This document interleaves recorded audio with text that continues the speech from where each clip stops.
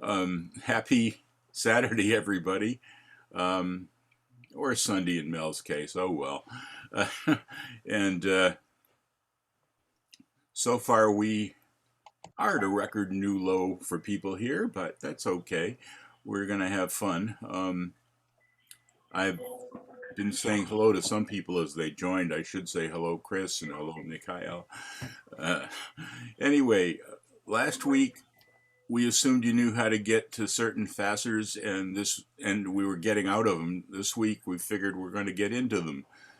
We should have done it in the reverse order, but just a chance to play, a chance to see things moving around, and a chance to share ideas.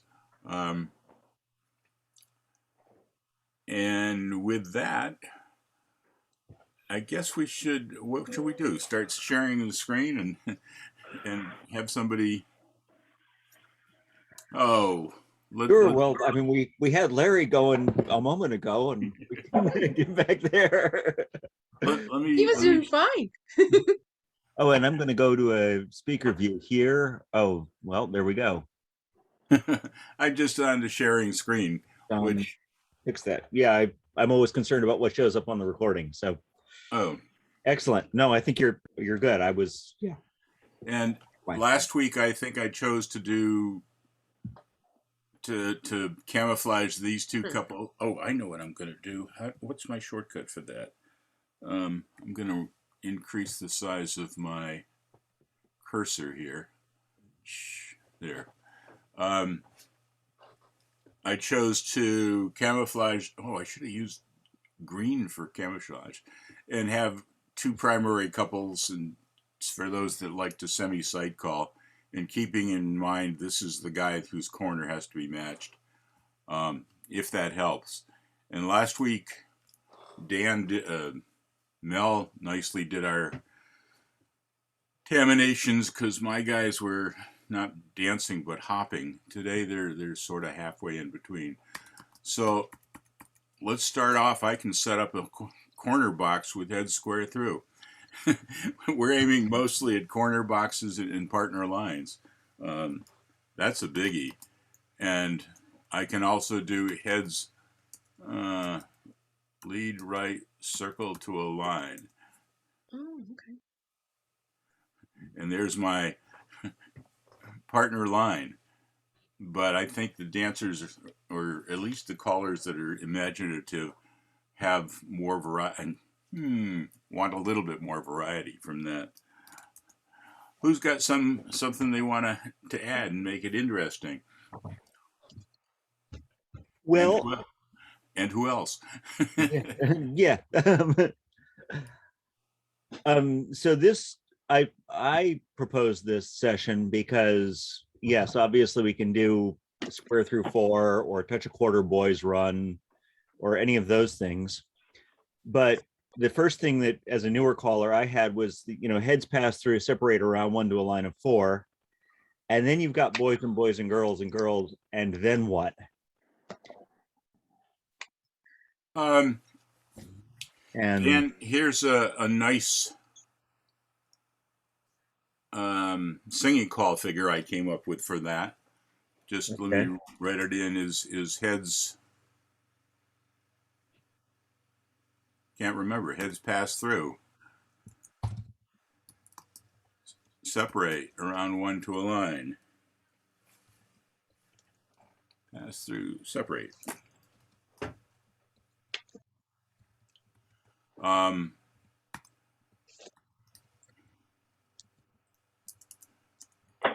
Forward and back was for timing and dancer orientation, but not needed for the choreography.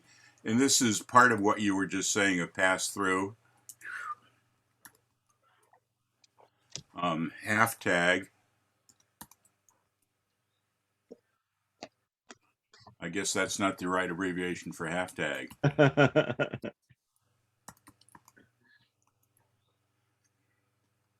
And then a right and left through equivalent. Yeah, and what works nice for the singing call is girls trade and recycle. something that fits the music nicely, can doesn't throw dancers off. It's pretty basic, even though it's different. Mhm. So that was one. Can you start off with oh, okay. I did John. It was heads pass through, separate around one to a line, forward and back. Well, I was gonna. Oh, okay. Next. Well, I had a suggestion. Okay. Hey, can the heads separate around two? Is that legal? Yeah. Heads separate around two. Heads pass Come through. into the center. Heads separate around two. No, can they separate around two right from the start? Do they have to pass through first? They can separate right from status. Sure. I'm not sure Caminations can do, but let's see. Go home. Heads separate. Let's go around two. Well, let's do that. Then come into the center, slide through, pass through, and star through, I guess. Centers. Well, let's have everybody No, slide. no. I wanted to come around. I just wanted the heads to come through, do a star through, pass through, slide through. That would have just turned them. Great. Would have turned them again. Kind of inverse goalposting. Yeah, kind of. We did a head slide through. What did you do there? So I wanted to heal it. I want to do the head separate around two, come into the center, slide through, pass through, star through. Okay. Whatever. That was just what I was aiming for. Something quick, down and dirty. Just Head different. separate around two. I don't know if Taminations is going to be able to do this. Yeah. But yeah, it's kind of reverse goalposting, which is actually it should work. If I do forward and back, I can get the room for the heads. Heads slide through. Oh, let's try a sides forward and back. I know how to do it in SD, but Yeah. Well, if you called it though, it would probably work, wouldn't it? Right, exactly. Yeah. Are you trying to get them to go around two and come down the middle? Yeah, that's what I was aiming for. Yeah, once you do the separate around two, you'll just have to call the ends bend. It won't do around two and come into the middle. Oh. So, silly question for the more experienced callers on this. It always feels like this when I do goal posting, at least, the sides are just standing there, and it's kind of a dull thing. And I think I've seen the traditional callers do that effectively, but can anybody speak to that a little bit? Yeah, I can speak to that a little bit. I'm not a fan of having the heads do something for more than about 12 counts when the sides are just standing around. And you can do something really simple. This isn't necessarily goal posting, but you can have the heads square through and then the sides California twirl, for example. And then you could do centers in, cast off 3/4, slide through. I'm waiting on Taminations. I'm waiting to find I thought I had an abbreviation. Oh, you don't have to say 3/4. Here we go. Yep, slide through. And then depending on what hand you need at the end, the centers can square through 3, or left square through 3, or right and left through and pass through to get to a corner box. But that would be one of, I just, I don't like to use square through 4 unless I have the sides do something. That's just I don't like but be aware that the sides are used to taking a nap while the heads are doing the square through 4. And you really have to get their attention the first time you do something like this. You'll literally say head square through 4, sides California twirl, and the sides will just stand there because they're like, not expecting anything, right?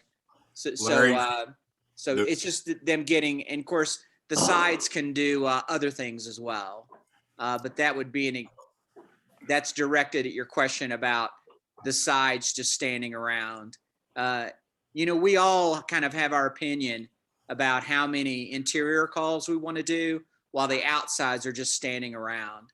But something more simple in the area of separate that you talked about earlier is you could have this is from SS. You can have the heads square through 3, and then the sides separate and star through. And then all you have to do is circle 4 half, and you're in a box. So you want me to say that again? Actually, I'm go ahead. trying to do your previous thing here. Oh, okay. It didn't do it. I can't remember the commenting thing, but I would generally call it head square through while the sides California twirl, and then I'd yell, "Wake up, sides!" Right. But Right. What's nice about that, Larry, is that the sides, rather than standing there, they can do the California twirl. Terminations couldn't, but they can do the California twirl while the heads are taking their time squaring through in the middle. Right. What was the next thing you were talking about? Because I was busy. Sure. You can have the head square through 3, sides separate and star through. Uh, Tam will do it. Use a lot of abbreviations in Tam. I just type it all out. yeah, I've learned to use. I think sides separate. That's it. Just sides separate. Nothing else. SEP tells it to separate around 1 to a line. Sides separate. And star through. See what happens if I type separate. Yep. Now you'll have to say outside star through. I said sides. Okay, that'll work too. And then circle 4 left half. That's how you have to write it in Tam.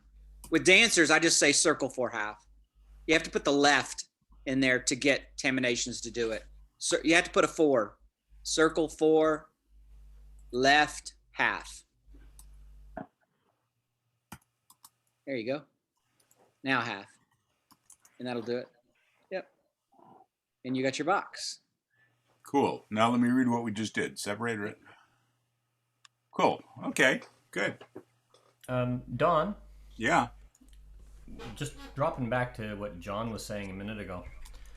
When you do, especially if you're just starting out with separate, I really like the fact that he did a head separate around 2 to a line. Adding on that, I'm also one that I don't like long get-ins with one couple moving. I try and limit them to 10 to 12 beats of music. But on his head separate around 2 to a line, slide through, centers pass through is a really nice corner box get-in. You just have everybody slide through, centers pass through, and what it does, it rotates the box left 1/4 as well. You said heads separate around 2. Yep. And then everybody slide through or slide through. Yeah, just go slide through and centers pass through. Yeah, that's nice. Yeah, and that's a really nice get in that has everybody active. It's kind of what Larry said. Having a get into a corner box is really good when you interact the static couple into the setup for that. And that's where I look at the difference between a static get in to a featured get in. In this case, I would call that a featured get in with the movement separate, because you don't normally get a separate from a static square. Could I say something? For the I just, yeah, in 1 second, Daryl. No, John, I'm not crazy about head separate. I just, it's kind of they're thinking of a forward motion, and it bothers me to make them think. I just did a heads partner trade and roll and then pass through. I'm not sure if the heads are gonna, I don't know, heads cloverleaf. Yeah, there's another case where Hey. separate is preferable to certain interior zoom calls, like star through and zoom and slide through and zoom. Yeah. Daryl, Separate can provide much better flow to get you the same place. yeah. Daryl, go So for I'm a it. big fan of separate. Dive in, Daryl. So You're muted, Daryl. Yeah, I know I'm muted.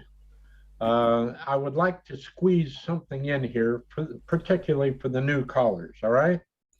I don't care if you pass through, separate around one to a line, or separate around two to a line. You're going to wind up with, when you get in that grid, it's going to change from east-west to north-south or vice versa. When you get in that grid, that number one man is going to have the number one lady per partner. Now, depending on where they are in that grid, it should be really, really easy to come up with some nice short modules that's going to put you into that corner box, which is what you're looking for. And yes, it does turn the square 180 degrees if you need that for some particular reason. With that, I'll shut up again and let you guys carry on.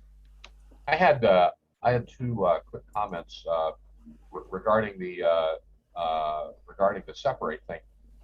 Just for historical note, we used to call that divide. So you'd say like heads divide, and then walk around two or whatever.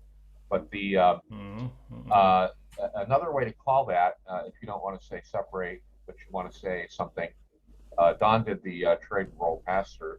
But you could also say heads face your partner, box the net, pull a right by, now walk around two. That might be something I would do. And regarding the and then the one snarky remark regarding that cool one that had the circle up 4 halfway at the end of it, and what I say, he said, and you say circle, circle 4 left halfway, and you have a box. But you'd be a little bit careful because in some groups they've been over mistrained, and if you say that you won't have a box, you'll have a line, because they'll think you mean break to a line, circle to a line. But so just if you're new, be a little bit careful of that. Watch to make sure they're not going to try to make a line. Chris, that reminded me that one of the things I had been thinking about, right, is rather than heads box the net pass through, is just heads turn through. Oh yeah, that's good. Yeah. Mel, do you have something? Yeah, just one comment, Chris. Divide that was never a divide because you had to follow that. A divide was the turn separate around one, and it's a quarter. And when you face to face, you stop. That was the end of the divide. That's why when you separate around two, it was always a separate. That was one of the big distinguishing. It was very, very, very popular. The circle. The second one. Yeah, the second one was heads divide and star through. Yeah, and that's because divide had a fixed ending position. Separate has a directed ending position usually. Right. The other one was circle 4 left to half, circle 4 3/4, all of that. I use that opening or similar openings. I might even use head ladies chain, forward and back side, circle left 3/4, what have you, to get into different types of setups for that if I'm doing a specific circle theme. And I'll incorporate that with a circle 4 3/4, heads promenade 3/4, down the middle, and all these other kinds of things to specifically show that circle 4, circle half, circle 4 3/4 is different than circle to a line. And so I incorporate a lot of that in theming. Yeah, I like to use the circle choreography. Yeah. And for the first 10 years I was calling, I never did because it's such a cliche, circle up 4, and people automatically break to a line, and that's kind of all that ever entered my mind for a long time when I was calling, probably a decade of calling. And then one day I was like, You can do something else there. It's kind of fun to circle halfway. And I started using that at fun nights because you could replace quite a lot of right and left through and all kinds of equivalent things with the circle. So those are the circle 4 to halfway, 3/4, whatever, is a very powerful tool, not to be missed. I missed it for a long time when I was starting out. Yeah. And one that goes on with that, that's a good get in for a corner box. A good one for a partner line, which goes into what Larry was saying as well. You can have the heads circle left 3/4. You've got the heads active, but you immediately incorporate the sides by following it with a double pass through, first couple left, next couple right, and it's a good get into a partner line. Yuppers. Yeah, of course, the one you definitely want to be careful about is you probably, and well, this is in the USA, you don't want to say heads lead to the right, circle 4 half. That's the one where the dancers are more likely to try to circle to a line. So you just want to avoid that combination, at least early. And then after you've done, and you can do 2-hand circles as well, but that's another conversation. If you can get them to listen to that, Larry, heads lead, maybe this is something that Mel said already, or Chris, because I was thinking elsewhere, but heads lead right, circle 3/4, and you've got your lines, your partner lines. Yeah, the first time you might need to say heads lead to the right, and then say, hey, we're not going to circle to a line. Let's just circle 4 3/4 or something like that to kind of break the thought of the dancer, maybe the first time. But of course, I would try to avoid the heads lead right the first time, for the circles. And anyway, that's all. Unless you're really trying to detrain them, in which case you definitely want to go for the heads lead to the right. Heads lead to the right. Hey, hold on a minute there. Yeah, right. Right. Oh, sorry about the spacing there. When I almost said it again, it's not Pete Turner, it's Steve. When Steve sent his stuff in, it reminded me of thinking of something, and I came up with a real let me see if I can find it so that I don't have to type it again. A quick thing to a zero box, or to partner lines that where did that go? Here it is. To partner lines that will let me see, does that do it? Paste. Yeah, this is something that most dancers will do and don't even know they're dancing a setup, I think, but just a regular heads lead right, slide through, pass through, wheel and deal. Centers pass through, star through. So just your typical, come on, you can dance this. Here we go. Heads lead right and slide through. Just to pass through, wheel and deal. Centers pass through and star through, or slide through. Gives you 0 lines. But just the normal pass through, wheel and deal as part of your setup that you normally don't think about. Sure, and if you need something shorter, like a 4-call module, you can, I'm just waiting on the terminations, but you can have the heads do a half sachet. Sorry, sides half sachet. Heads lead right. So you have same sexes facing, swing through, boys run. Somebody, that might have been one of Steve's also. I can't remember. Oh, was it? Okay. Yeah. It might have been, but I like it. Yeah, it's compact, and dancers can usually do swing through from any arrangement, so that's not a problem. But the boys run is different from the typical boys run they do. Yeah. So it's it's interesting but not too hard. Yeah, Oh, it's- that's on the list there. There's also. Oh, it is? Okay, sorry. I I didn't. just wanted to add, Daryl in a couple sessions back mentioned that you can expand a lot of these things with the use of symmetry. And that one in particular reminds me, if you start that with the heads right and left through, do a half sachet and have the sides lead left, then you do a swing through boys run, you get the same outcome, and it Nice. feels different. And that lead left comes nice off the right and left. Right. So heads right and left through, and heads half sachet. Yeah, right and left through and half sachet. Sides lead left. Sides lead left. Yep. Swing through and boys run. Swing through, boys run. It's nice that lead left is an official mainstream call. Yeah, and Daryl had his hand up.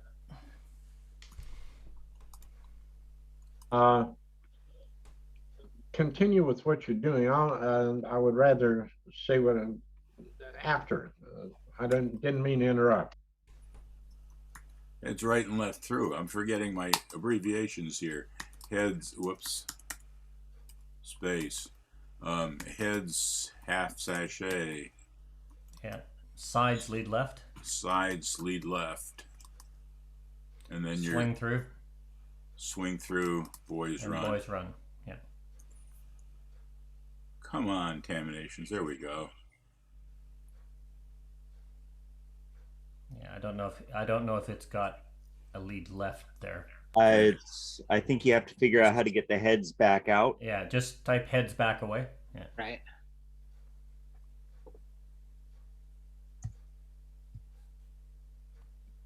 You can't just say centers lead to the left there. Now, Taminations, what it does, it puts them into a tight linear grid, whereas the dancers would stay out. Once they do that half sachet, they stay in the center. Yeah, swing through and boys run. Yeah, I'm just looking what we have here. We have the two active couples, the two key couples facing each other, and the inside one and the outside one half sachet. I wonder if there's other ways to get there. Swing through, boys run. And I use these a lot when I'm moving on the swing through, or you set those up with a do-si-do, same sex, that kind of stuff. Or you're doing half sachet stuff like heads a half sachet, square through 4, etc., etc., etc. So I think I heard Daryl trying to interject something. Yes. I have a cute little gimmick. Any of these get-ins to me should be short, mostly because I don't have that great a memory. So I need to keep them simple for myself. Here's something that is probably totally illegal, but I can use it once a night, especially to a strange group. Something like heads past the ocean. Illegal means Taminations probably can't do it, but go ahead. Right. Recycle. The centers. Centers recycle, heads recycle, and center, yes. And here's the illegal part. Everybody veer left. Tam won't do that. But that's cool. And the centers extend as I know it's an as couple thing, but if I say centers extend, they'll do it. And bend the line, you're going to have your partner lines in sequence. That's nice. Now that's just a few short movements that happen that quick. And if you're after a module to accomplish either the corner box or the partner lines, I think they should be short. Daryl, of course, at A1, go ahead. at A1, all you need to say is centers veer left as couples extend. But by having everybody veer left, it's the gimmick that feels different to people. You know, I'll frequently say, trust me, veer left, everybody veer left, and then couples extend, or just extend, and they'll get there. Nice. That's very nice. Yeah, another one that Taminations has trouble doing, and this one is really old school. This is one we did in the 70s. Is heads half sachet, heads pass through, and here's where Tam can't do it. Both turn right, separate centers? around 2 to a line of 4. Oh, yes. Yeah, Tam won't do it. Center's quarter right.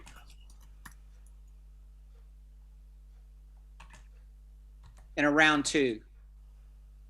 You can see it in your mind. Yeah. But yeah, Tam won't do that.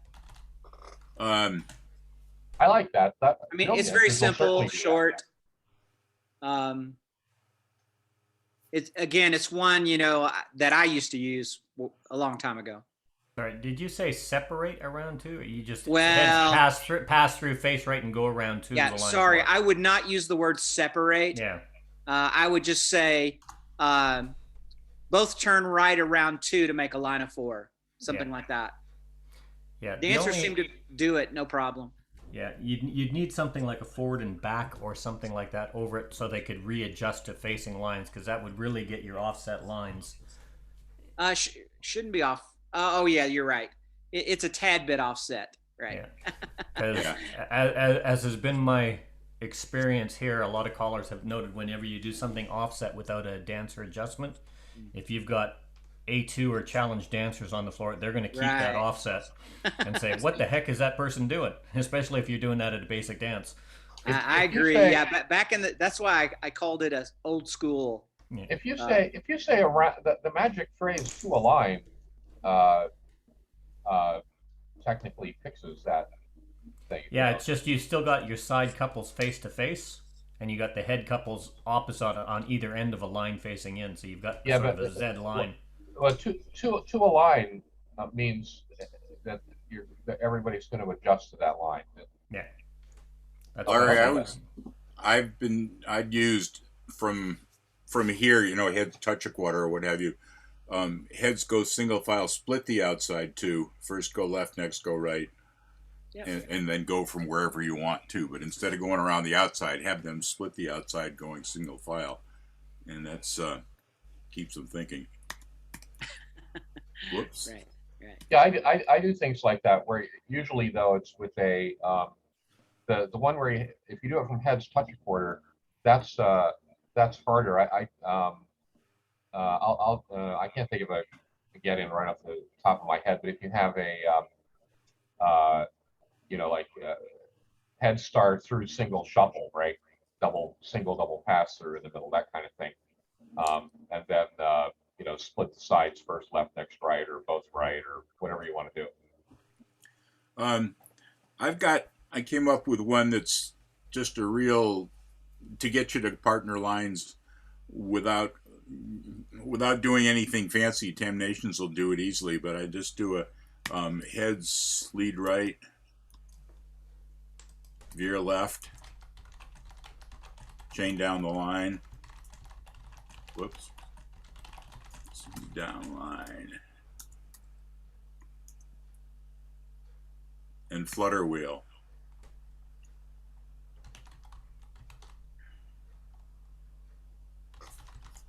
Just simple basic stuff, but it gets into lines nicely.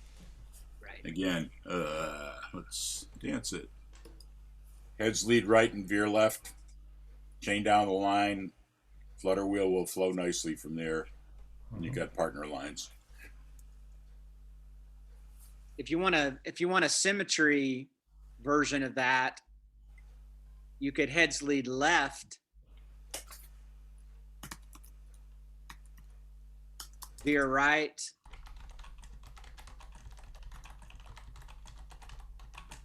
couples circulate, and bend the line.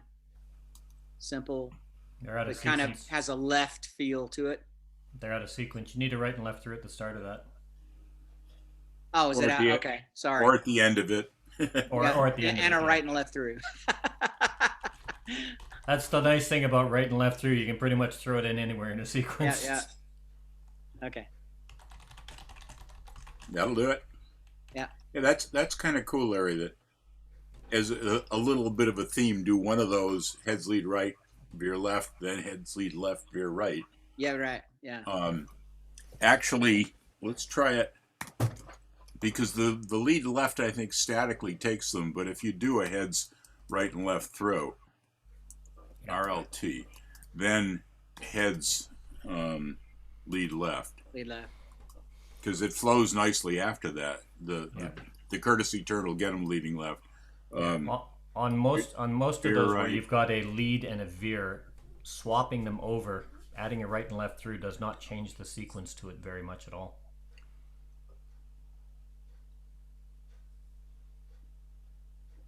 And we can just bend the line here. We could couple circulate 3 times or as many times as they want, Right. and then bend the line, and we're still fine. Nice. Yeah, and it's the same if you did a heads lead right, veer left. I'm sorry, Larry, but when you started doing that, I did a veer left, chain down the line, and I was thinking, oh, he's going to do chain back up the line here. No. What was that, Mel? Heads lead right, veer left, half tag, walk and dodge. After a walk and dodge, a lot of people like a partner trade. I like a reverse wheel around.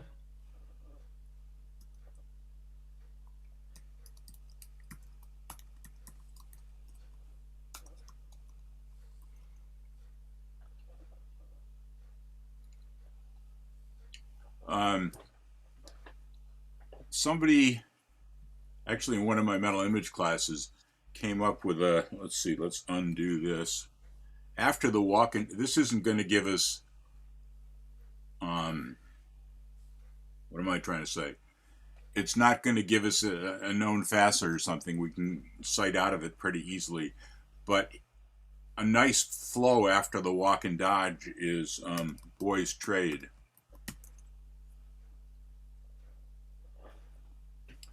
The boys are walking ahead. The ladies don't have to move. Let's just dance that as a flow module. Might. After any typical walk and dodge, we happen to be doing it here, but yeah. And if you wanted to take that, Don, if you want to use the boys trade, if you do a boys trade, girls trade, box the nat, that does the same as taking you to that couples trade. So and that'll take you to that partner line as well.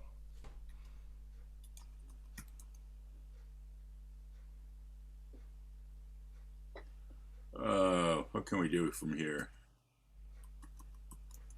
No, I don't want to do that. Never mind. Remake the square. Sorry, I get going around doing stuff. What about some of these people who have not been contributing here? Is this going too fast? Is this giving you ideas? That was a question to John and Yolanda. I also have a question for Mikhail. You must have some fun ways of doing stuff. You're a great technician for us here. I'm just enjoying all the new material.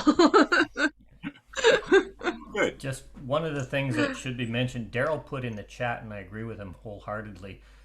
Whenever you do a lead to the right, veer to the left, there's a lot of things that are done on that, such as the chain down the line, the half tag, or stuff like that.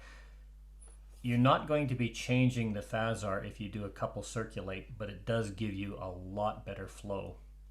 Mm-hmm. So you should have that circulate in there. Somebody mentioned that earlier, but Daryl put yes, and I agree with him.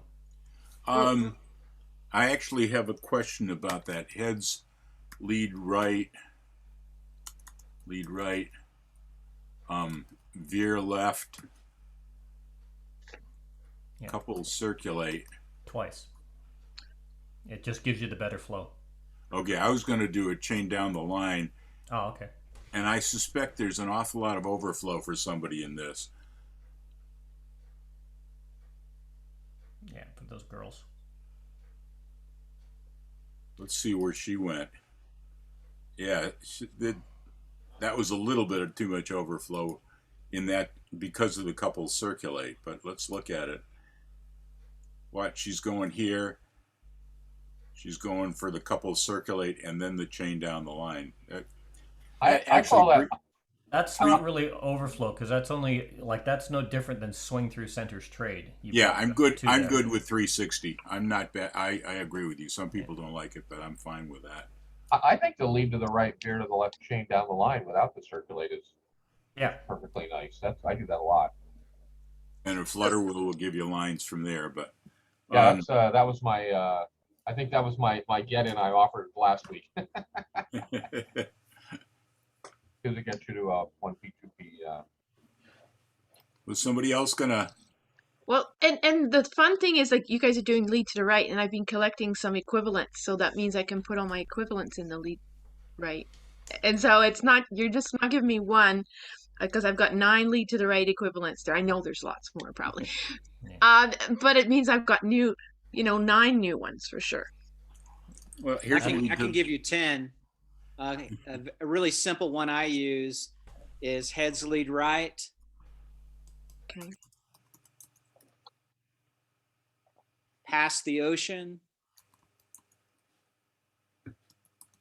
Recycle. I anticipated that. I was side calling there. Yeah. Yeah, that's nice. I mean, that's a simple one. Yeah. Just 3 calls. I like it. Yeah, that's when you can memorize. Yep.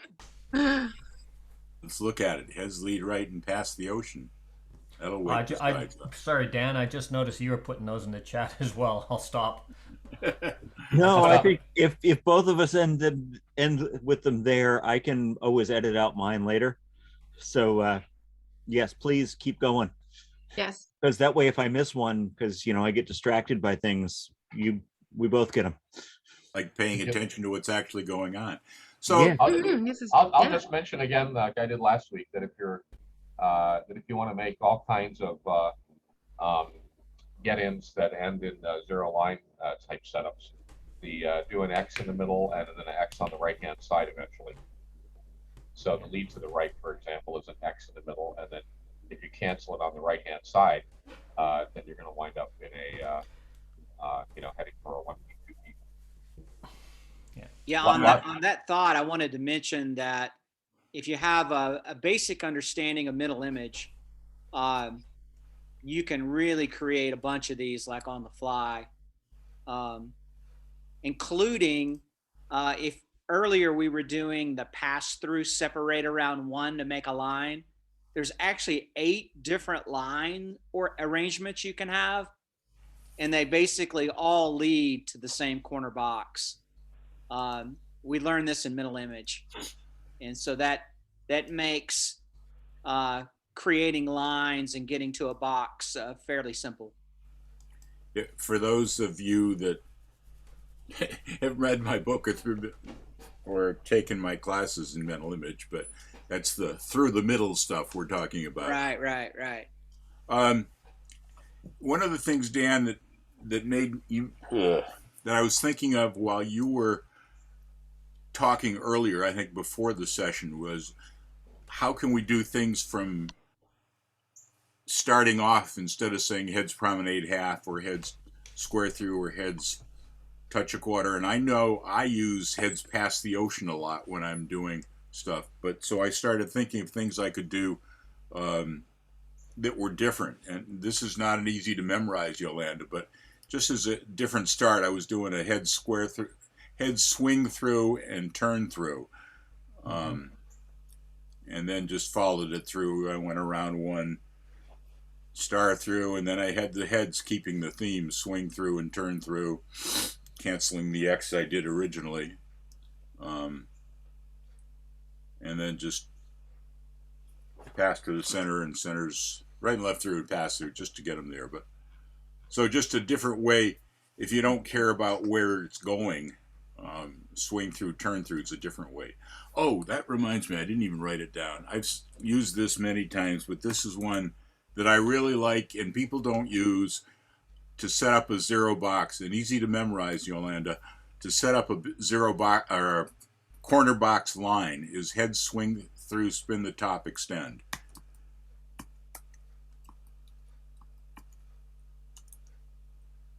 Just spin the top, extend.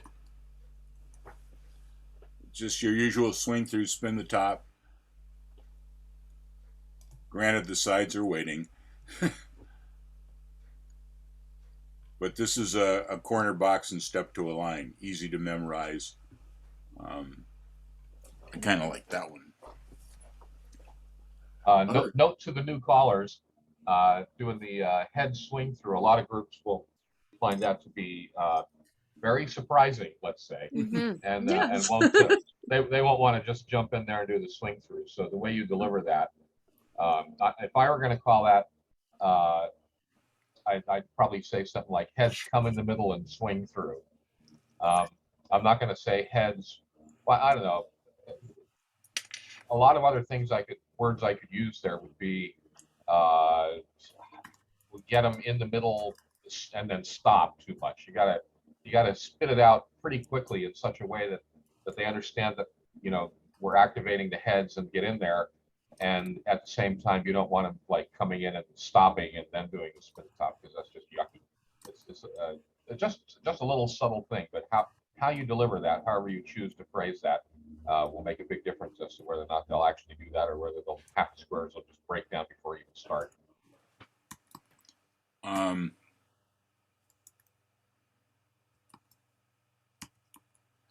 How about heads go forward and back? Heads do-si-do. It gets them active, and then swing through.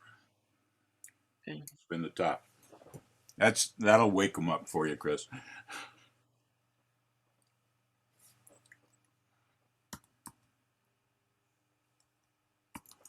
Recycle and sweep a quarter, slide through. Huh? I would never call that. Why is that, Daryl? Well, it's too crowded. It is. To begin with, it's just too crowded. And just the fact that the dancers are going to stumble on it, that causes problems in my mind. I'm going to call something that I know everybody's going to get through to begin with. How about sides forward and way back, heads, etc.? Well, you're letting the choreography control you rather than you controlling the choreography. Does that make sense?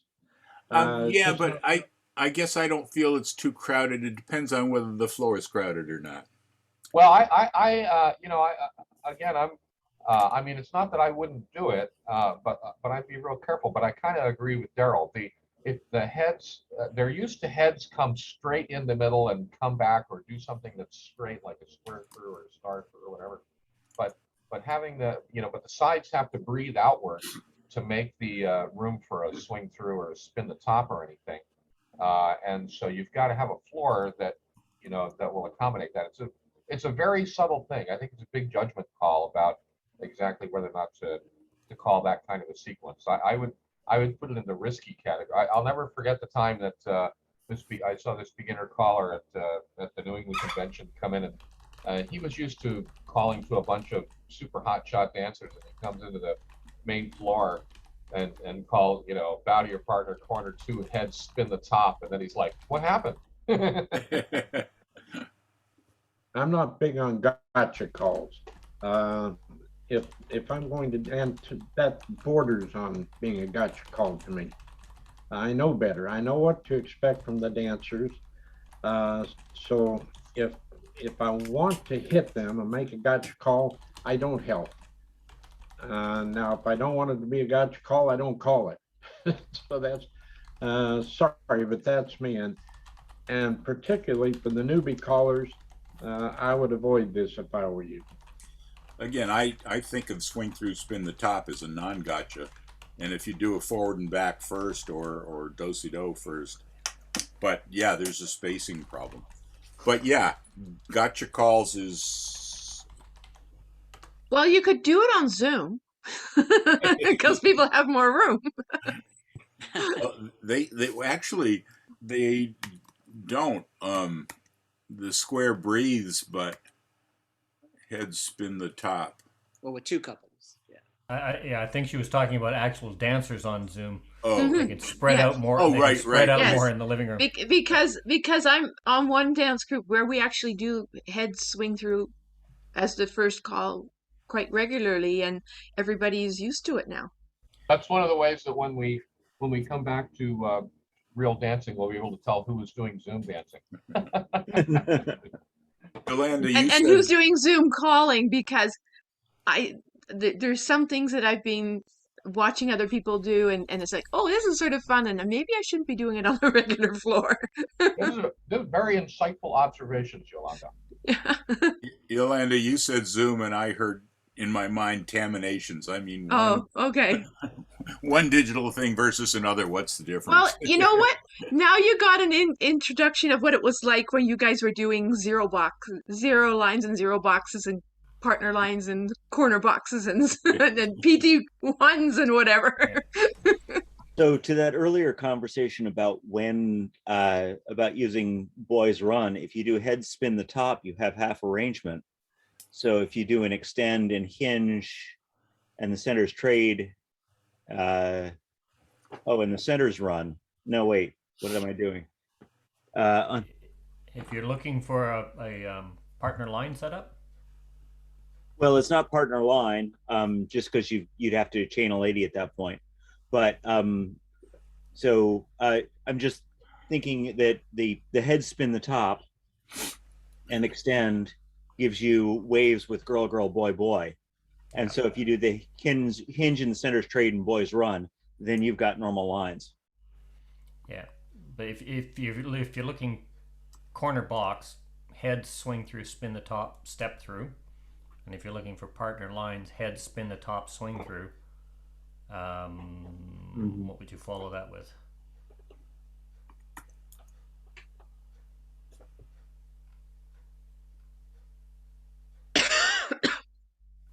I'm sorry, I was thinking my own stuff instead of following you guys. What am I supposed to? I can't triple. You can't triple task. Triple task the way Mel was doing last week, typing the stuff in, typing it in taminations, and talking and thinking ahead for us. I should have let him do it. What were you guys saying? I'm sorry. No, I was just commenting on what Dan had said there with the spin the top. Oh, okay. There's another thing that came to mind for me that's really simple, and people don't use fold enough, and this is an easy way. If you just do heads pass through, heads separate around 2 to a line. You need a forward and back here for taminations, just to make room, and just the ends fold.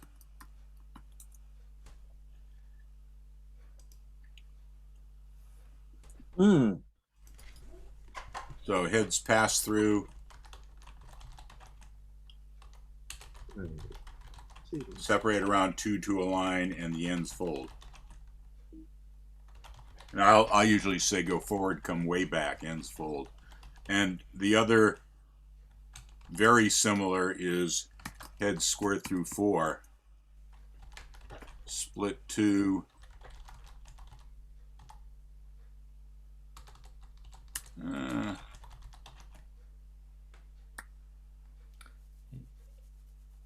I can't remember my abbreviation. Just split the Anyway, outside. split 2 around 1 to a line. The easiest way for me to type it here is centers in and centers run. Yeah, you just have And to then split the ends fold. outsides. Say that again? It's split the outsides and then separate. You have to type it as Okay, two yeah, separate that's things. right. Or centers in, centers run is a variety Yeah. to get there, and then ends fold. Yeah, the sides aren't doing much but breathing, but it's a quick thing to get there. Any other? Mikhail, have you got some for us? I have something I use sometimes, like head ladies chain to the left. Head ladies chain. Doesn't do that, I unfortunately. think if you just say head ladies chain left, it will work. Or head ladies chain lead left. Now, whoops. Oh, Yes. Oh, did that work, didn't it? Heads, ladies chain left. I saw everybody moving. I thought I'd typed 4 ladies chain. Okay. that did 4 ladies chain. Or 4 ladies chain something. No, it did it. It did Okay. Did it. Heads led left. And then I was thinking like heads lead left. And the lead left is nice after the courtesy turn. And star through. So Nice.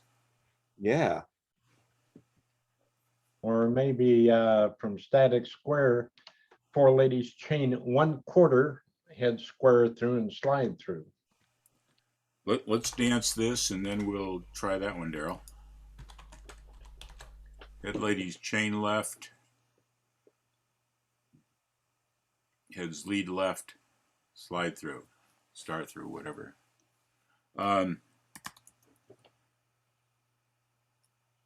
So, Daryl, you said ladies chain 1/4. And then what? I guess I have to tell it 4 ladies chain.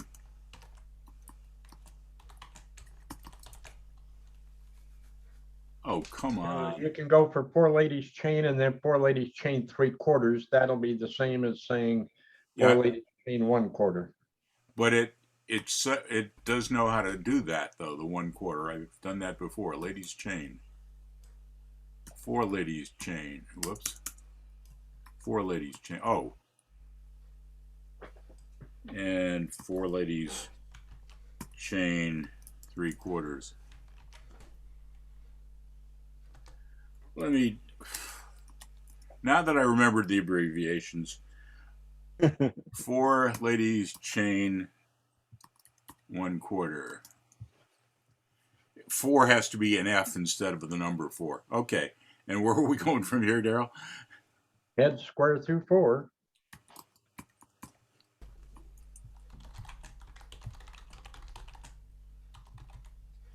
How? Slide through.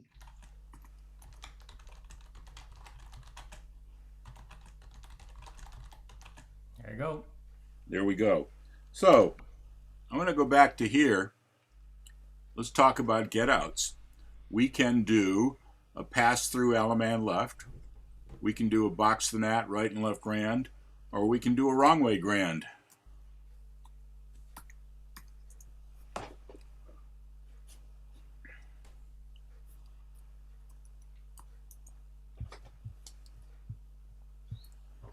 All right. Any other? Wow. It's 12 o'clock already. I mean, it's an hour already. 12 o'clock here on the East Coast.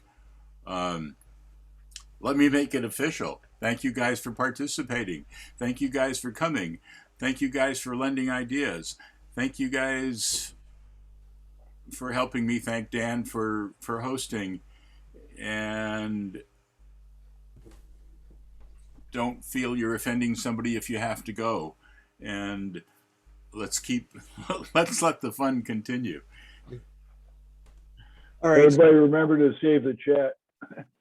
Yeah, yes, I will definitely post the chat and the other document that Mel passed along, and everything else I can come up with. So I have, if we've gotten all of the simpler ones out of the way. Yep. One of the More simple ones. one of the traumatic experiences of my square dance calling was the first singing call I did for caller school back in 94, or not 94, 2014, was Gramophone 809, I Don't Feel Like Dancing. The original is called by Jerry Story, and he has this fantastic figure that nobody but challenge dancers can get through, even though it's a really simple, sweet figure. And I have been using it as a get-in because I've decided that I want my mainstream and SSD dancers to be able to dance something like this. And the original is heads, box the gnat, and square through 2.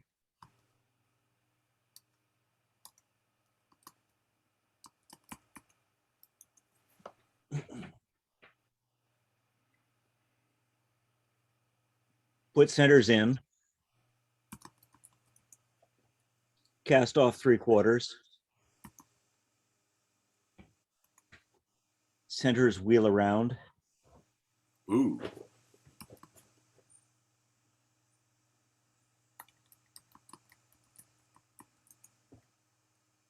Everybody wheel around.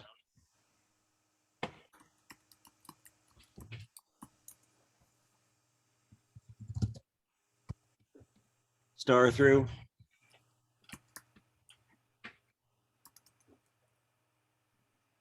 Dive through, and in the middle, square through 3. That's beautiful. I love it. And in my, in my absolute newbie, didn't understand anything about choreo, I didn't see what was going on. And now I see what was going on. And I'm thinking about all sorts of other ways to do essentially the same thing. Obviously, if you want to make it a little easier, the wheel arounds can be replaced with partner trades. That has got terrible flow. You've got to call it just right. Now, even with that, a cast off 3/4 to a center's wheel around, the centers on the left it is terrible flow. But if you call it center's partner trade, everybody partner trade. That would be a 1978, 1980 figure, I take it. Well, it's Jerry's story, so I assume it's a that era. Even though the call that it's, or the singing thing that it's based on is fairly recent. But yeah, but with the partner trade in there, you can do things like, heads touch a quarter in the girls run, centers pass through, and then do that centers in, cast off 3/4 and stuff like that.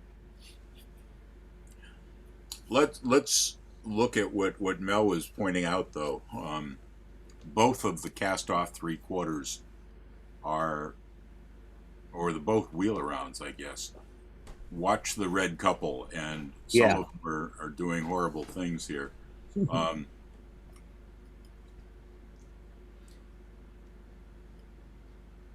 was trying to do this.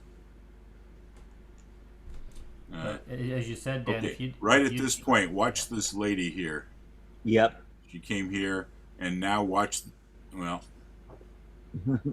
let's go too fast. Yeah, keep that on slow. You should have thumb wheel, Don. I was trying to, but I couldn't make it do that again. I can't remember how I used to do that. So twiddle your thumbs for a while we're going slowly to set it up. You probably put it on pause, and then maybe if you put it on pause, then you can use the thumb wheel. I don't know. I'm just guessing. We'll try that. Well, we're here. So if you did a centers trade and with the ends trade, you'd probably have a little bit more success with it. Oh, much more. Go. But this lady was really... Yeah. But it's not that. It's because it's not just the lady. If you look at the number one man, you're coming out of that centers, and then a complete direction change for him as well. After the centers courtesy, cast off.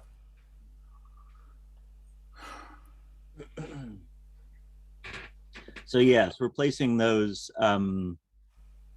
the wheel arounds with partner trades increased the success level on the floor immensely. But that also got me thinking about just other little modulettes to replace that box the gnat and square through 2. Okay, I did pause and then thumb wheel, and that working fine. So, whoops. So we're casting off 3/4. And here's the first bounce coming up.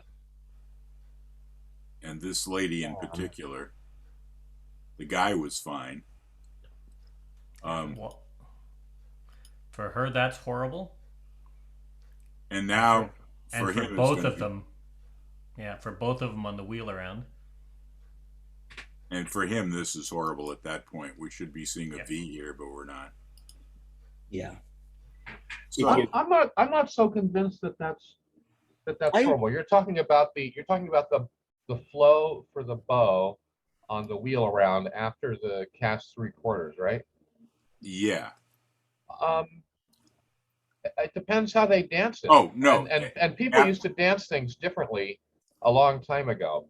Yeah, Style wise and whatever. And so Because they're stepping. So if they're going to dance that as step forward, because that's they're traveling forward from the cast 3, and then essentially pivoting, and then backing up out of that, as opposed to stop and now back up. It depends on how the dancers are going to do that. But I know what I would do if that was called, and it wouldn't feel bad. But that's because You would do a pivot, right. a static It's- pivot. having few dance watched that it- anymore though. yeah, having watched a bunch of different dancers dance it, if you call to an experienced or older floor and put those wheel arounds in really early, yeah, they do it kind of that number one lady on that first one, or will do a kind of a rotating turn into the wheel around rather than the full take hands and do the direction reversal. But the partner trade solves all that problem. let's take a look. A subtle thing about not only the experience level or stylistic age of the dancers doing that. Another thing is that when you're coming in that position, then that bow is a lady. They're used to women often are trained to do pivot type maneuvers more than guys. I'm not sure if you know what I'm saying, but Yeah, they get abused more, and then they get used to it. it's not a matter of abuse. It's not a matter of abuse. It's just a matter. I mean, it's the same thing for it's the same kind of discomfort level as from a sashayed couple roll away, right? That's the kind of boys aren't used to twirling. That's the same kind of thing I'm talking about. Very subtle thing.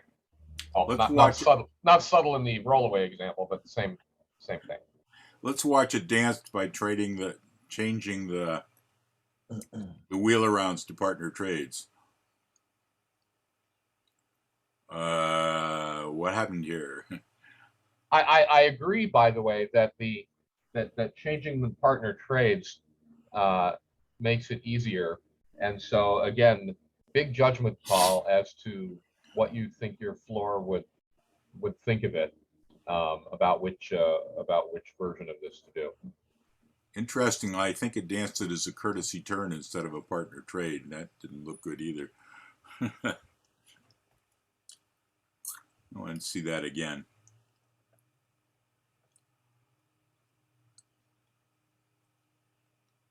I think you're pace failed because you still got the wheel arounds in there.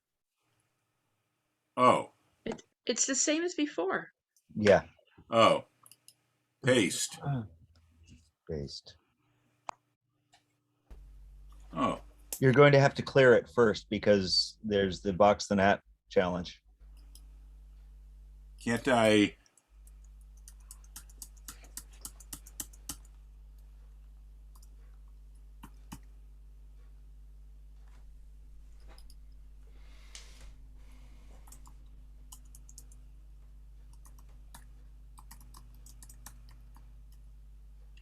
So let's start by copy all that so I've got it for next time.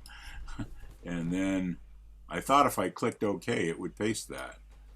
I'm just looking at that, Dan, and That's trying to paste it in at the end, Don. You'll need to do a reset before you paste. Gotcha.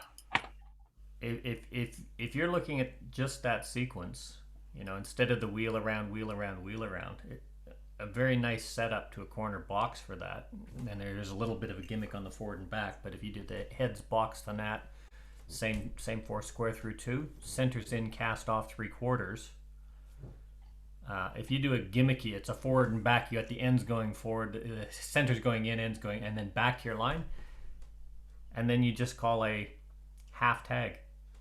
You're into a corner box wave. Oh, interesting. Cool. Let's dance this first and then take a look at that. No. And then I've got another variation on this that does away with those trades and wheels altogether as well. Is Yeah, Daryl that still here, looks- by the way? No, Daryl left. bailed. Too bad. That looked much nicer. Yeah. Let's see if we can dance it fast. Somebody's going to write these all down, right? I'm putting him in the chat. They're in the chat. Yeah. Well, Mel is doing an amazing job. yeah, okay, yeah, he was doing that last time. Yeah. Yeah. All right. So what were you saying, Mel? Because I was not totally paying attention. I just noted, where we had the wheel around, and et cetera. But if you're looking for short and easy, same setup: heads box the net, square through 2, centers in, cast off 3/4. From there, just delete everything after that. If you do it's a bit gimmicky, a forward and back, because you got the centers going forward and the ends going out because they're in an inverted line. Right. And then just do a half tag. That takes you to a corner box wave. So after that, just put in brackets forward and back. Let's write it anyway. It won't do it. It won't. Yeah. Sure. Won't? No, not just put it in brackets. Is it brackets? Yep. Parentheses. Or parentheses? Parentheses. And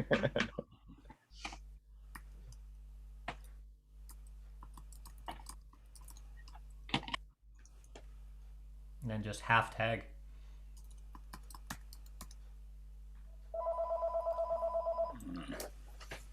Tell this to be quiet.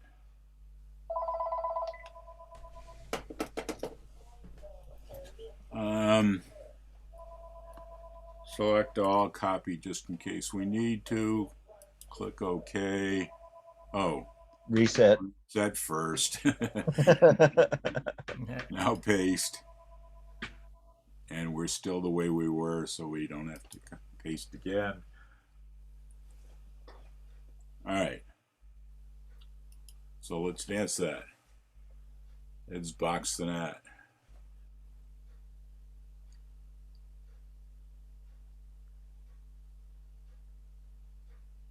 Very nice.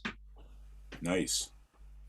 Yeah. So another variation. You definitely need that forward and back gimmick just for the pause for the half tag. Otherwise, you're coming in on the forward and it's. But it also sets up to you can do a left half tag. You can do all sorts of things to get into different things. That half tag, boys run couple. It'll set your corner lines up. It'll set your corner boxes up. Like the slide through from there takes you to the corner line. All sorts of different things. Sorry, I saw a get out from there. So another thing you can do after the center's in, cast off 3/4 is the centers pass through and everybody partner trade. Then you still got half chicken to get back to your corner box, but where was that? So after the cast off 3/4, yeah, the centers pass through and everybody partner trade gives you, lines. They're not in any particular relationship, or they are in a particular relationship, but you have to do something to get them back to a useful relationship. But it's a different way to do something. You might want to pull out that half tag or not. Yeah, run this and then type centers pass through. Or just type centers pass through. Well, we could do that. Too late. Okay. You've got a confused expression on your face, Yolanda. Can't hear you. I was just waiting to see what it would turn into. And then, yeah, partner trade from here and then, something to get them back to your corner. Okay. But barge through will get them to the corner.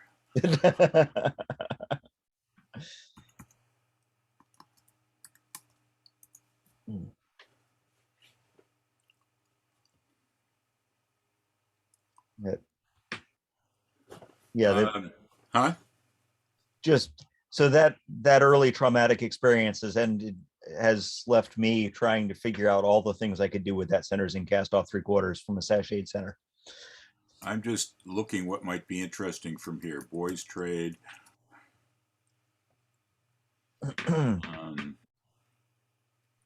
Left hinge. Swing through. Chain down the line. I'm just doing some flow stuff here. Sure.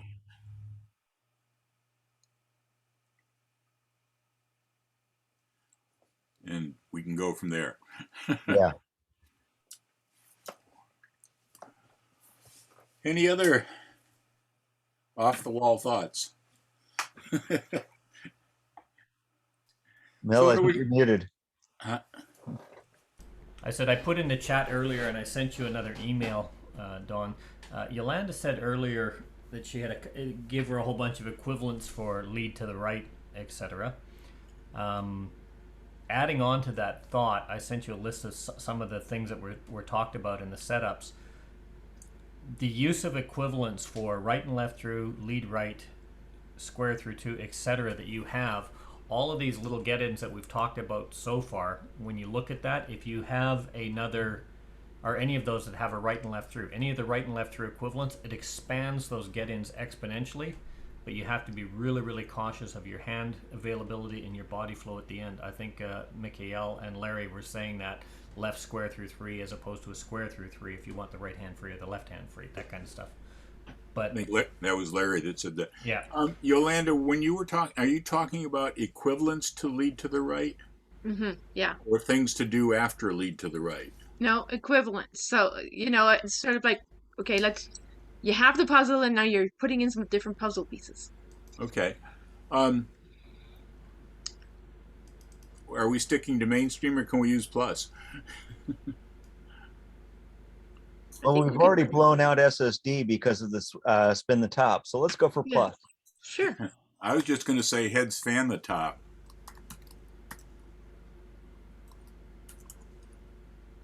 Extend.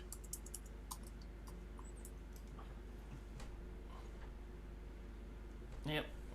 Touch a quarter, walk and dodge is another common one. Yeah, touch This a quarter, is walk. This is a really good example for people who want to learn mental image, and the task would be come up with leads to the right equivalents on mental image. And because in mental image you don't have to remember the most calls because they don't do anything other than move the guy around, and you're following just the guy, so that's all there's nothing else to it. But the thing you have to learn in mental image is, of course, what are the X calls.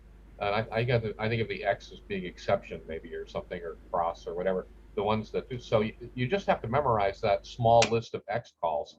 And what you want for the lead to the right is you want something that puts the guy over there, or wherever you want him over there, and that's an X. And so it's a good opportunity to practice learning the list of X calls, as to figure out equivalents for lead to the right. I was basically going to say the same thing, Chris. Yolanda, lead to the right is an X. You've done enough mental image so you can get that. And you want the guy over there with any X. This is the simplest, is head ladies chain, and then heads square through 2. Heads square through 2. I got that one. You got that one. Yep. Before, or you understood this one? No, it's on my list. Okay. So, and another version of the same thing is heads flutter wheel, and then heads square through 4. That's a new one. But you can see how that makes sense, right? Because you can see what the flutter wheel is.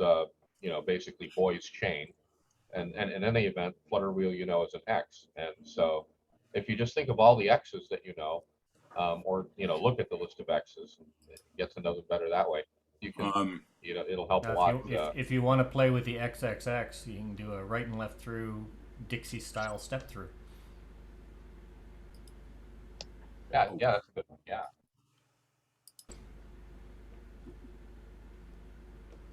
This is giving me all sorts of troubles changing colors these days. Yeah, Yolanda, if you just sit there and play around with the here's a list of X's, so just put that in front of you, and it's a short list, and then just try to make some of these up. You do that for a little while, and at the end of that, you're going to really know your X's, and that's going to make extreme progress in your mental image. All my exes live in Texas. No, that's Yes. that's And the other thing that that all callers need to be aware of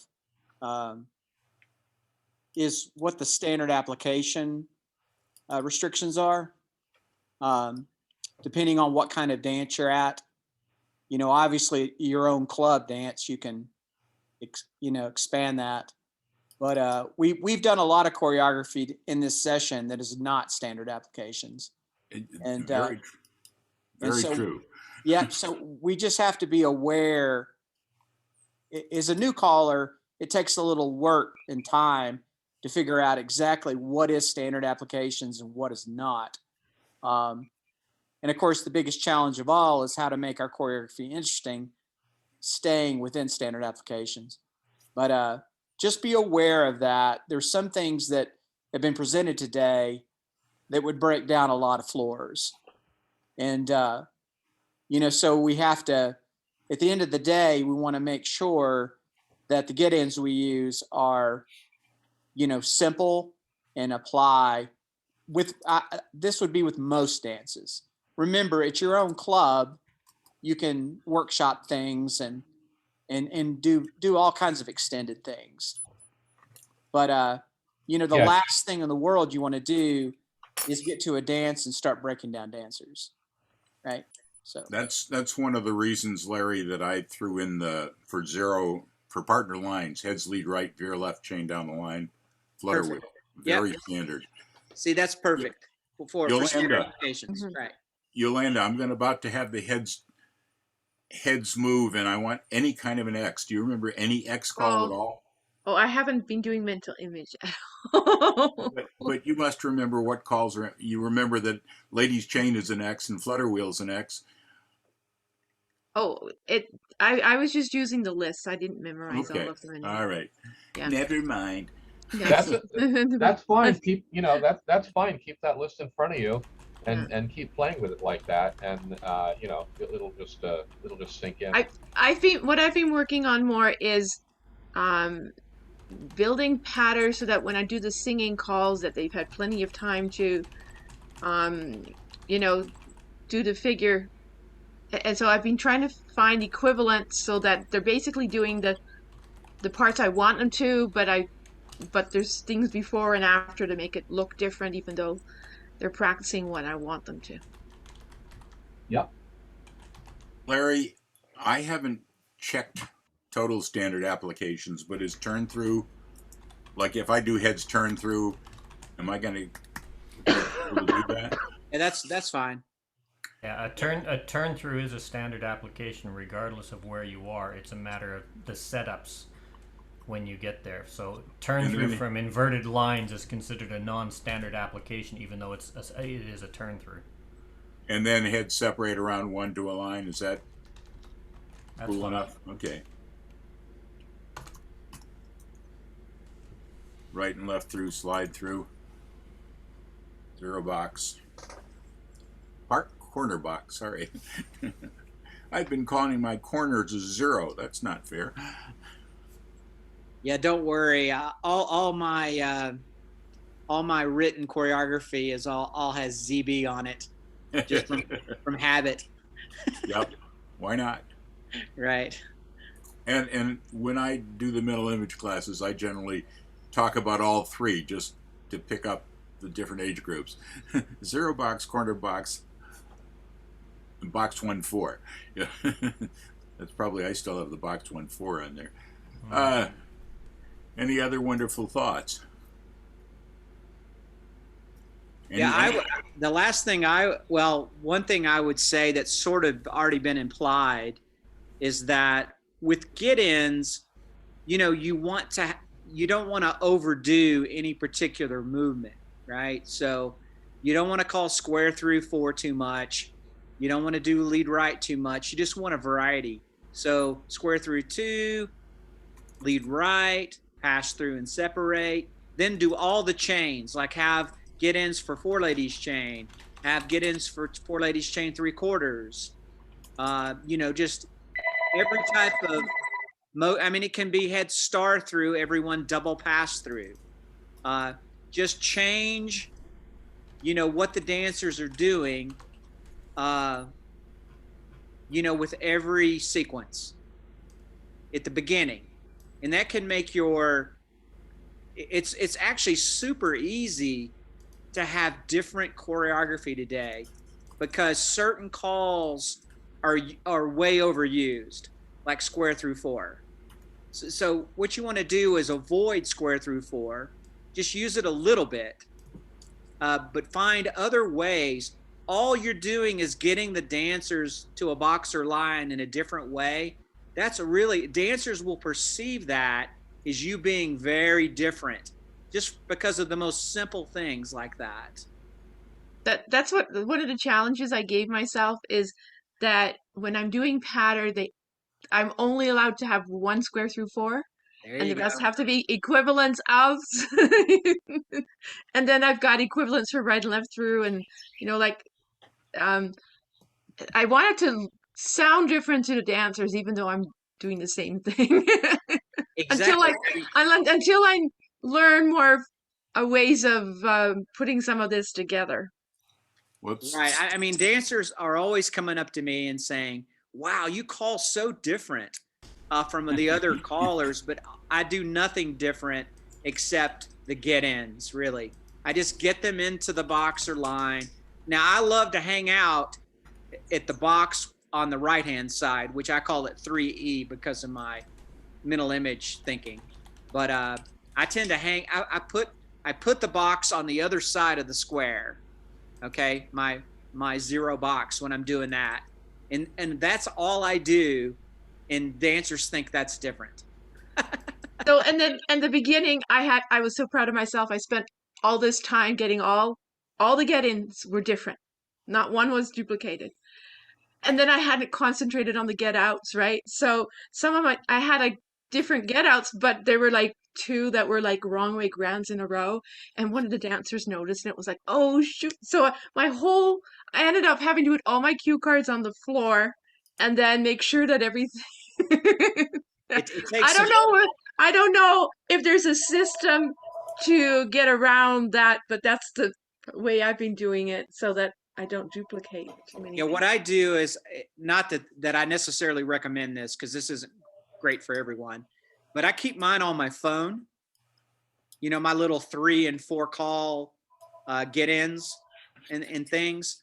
And then since I called a long time ago for a long time, and I know mental image fairly well, I can generate quite a bit of stuff. But I do.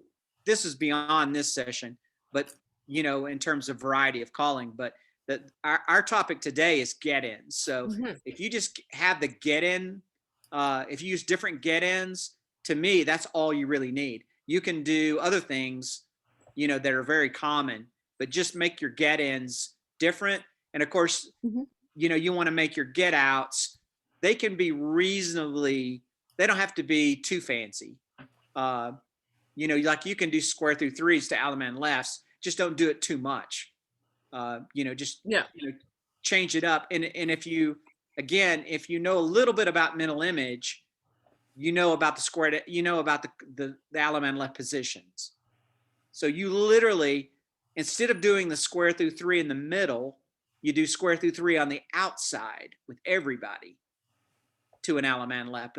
But that's what you learn in mental image. How to do that. And I just think it's great that you keep your calls on your phone. Yes, I put it all on my phone, and I have it synced to my computer. So if I update it on my computer, it updates my phone. One of the things, 2 things. Well, Larry, first of all, when dancers say, You call different. Sometimes that's good and sometimes that's bad. Right. I know. I forgot what the other thing I was going to say. Anyway, Yolanda, you remember that I've used this app? I think I'm sharing screen, right? So you can see this now. Yeah, we've used this. Huh? Yes, we did use this. Yeah. I mean, it's a good tool if you want to do this. I'm in a squared set. What can I call? I can call heads square through. What else can I call? Heads box the gnat.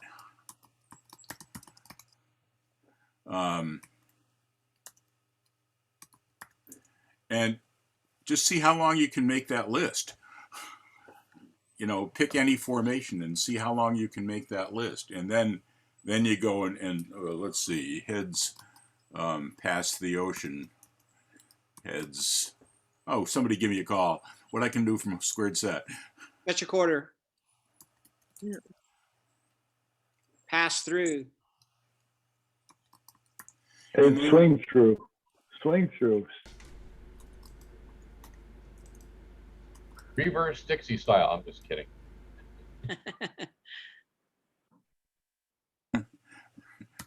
You turn back. Anyway, you come up with as many as you can, and you'll find the first bunch are easy, and then it'll get harder and harder, and that's where you're starting to learn. And then, of course, you can just pick a random one, or let's pick a different random one, and then you paste that into terminations or whatever you use, dance to there, and then you just start from that new location. Yeah. Clear it, and from the parallel waves, I can call swing through, I can call spin the top, I can call boys run, I can call girls cross run, etc. And you do the easy ones, and then you push yourself harder and harder and harder. And then just for the fun of it, you pick one and paste it in, take it to a new location, and push your stuff there. Now, some of this is going to be standard, some of it's going to be bizarre, challenging, I don't know what the word is, variety beyond necessity, but it's one way to go for harder and harder and make yourself think of what other things you can use. And as in the past, this application, I'll send it to anybody that wants for Windows or Mac. I've got it compiled for either, but it's just a ta-da! What? Hide credits. Clear. Just a way to push yourself into thinking and having an easy way to type it in as you go. What do I want to do? I want to stop sharing. See all your smiling faces. Yeah.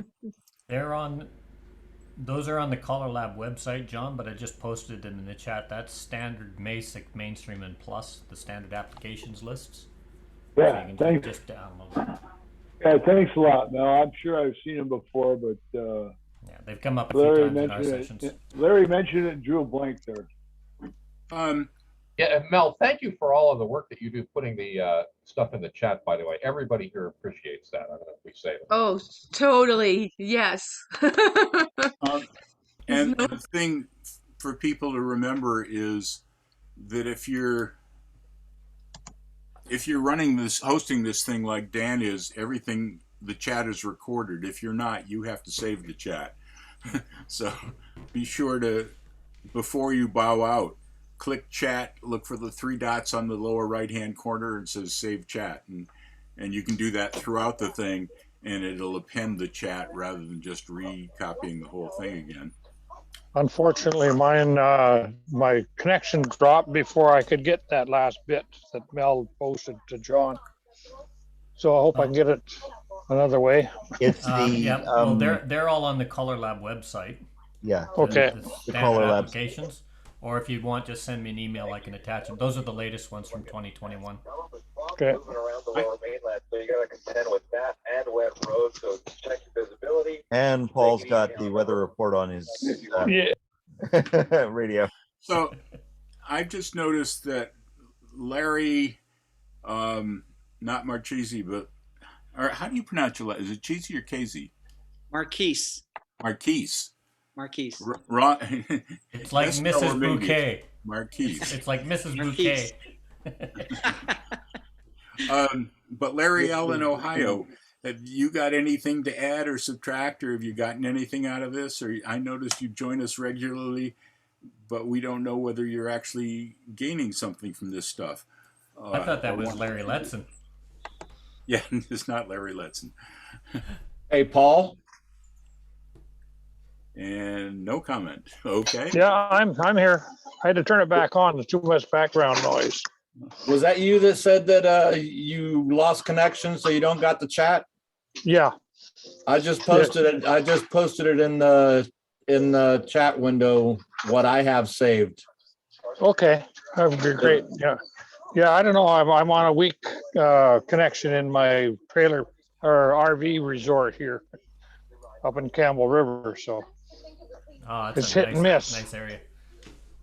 Larry L., we did get your chat. At least we know you're there. Hopefully you're enjoying this because you seem to come back every week. We appreciate that. Oh, closing chat. I keep saving these. How do I close this? There we go. There's a red button. Yeah. So most of these get-ins that we had, I sent those to Dan. I've added on a few to that list. Most of them were already there, and there's a couple of things, but one of the things that's not in there that was mentioned a couple times is the symmetry versions of that, like a lead to the right, a right and left through lead left, gives you that symmetry. A lead to the left with the girls doing a veer right instead of lead right, veer left, gives you that symmetry aspect, and everything flows from them, and it gives you a lot of variety. Awesome. I'm just thinking if I were a newer caller, I'd either be very appreciative of all this or totally overwhelmed. A lot of good stuff. It's a good change. That's one of the reasons I record it, because I find that sometimes, like a month or two down the road, it's like, oh, that's what they really meant, So, or I've got a different, aspect that I didn't have before, and it's like, okay, I go back to it, and so some of the stuff that you guys were talking about last year, it would have been like completely over my head, like, I only sat there and I thought, if all I learn is the vocabulary at time, but then because I recorded it, I now go back to it, and it's like, okay, so pause and play are your friends. Yeah. One of the most positive comments that's come out of your sessions and my sessions as well is that, as opposed to caller school, we may be giving the same information, but we focus on one aspect of a topic, and then we'll do an hour on it and then a couple hours discussion on it sometimes. Whereas a caller school, you'll get get-ins, get-outs, and equivalents might be one topic, or get-ins and get-outs might be one topic. You get a 20-minute presentation, you're on to the next topic. Or get up and call a couple things, and it's gone. Yeah, they explain what a get-in and a get-out is, yeah, but they don't take the time to explore and give you some weapons in your, some arrows in your shit. Yeah, I think all these videos are nice, but Mel, I'm still hurting for that 2, 4, 6, 8, 9, and 10 stuff. I need a whole bucket. I need a whole bucket of that, because I'm not getting anywhere without that. Yeah, it just to clue you in for what that is. In one of the sessions, I labeled what the priorities are, and every second word was practice. Yeah, I would say that includes writing choreography as well. Certainly when you start, your modules are way too long. They're like 10 or 12 calls. And it takes practice, to get those down to 3 or 4 calls. And you just keep working at it. And that's the problem right there.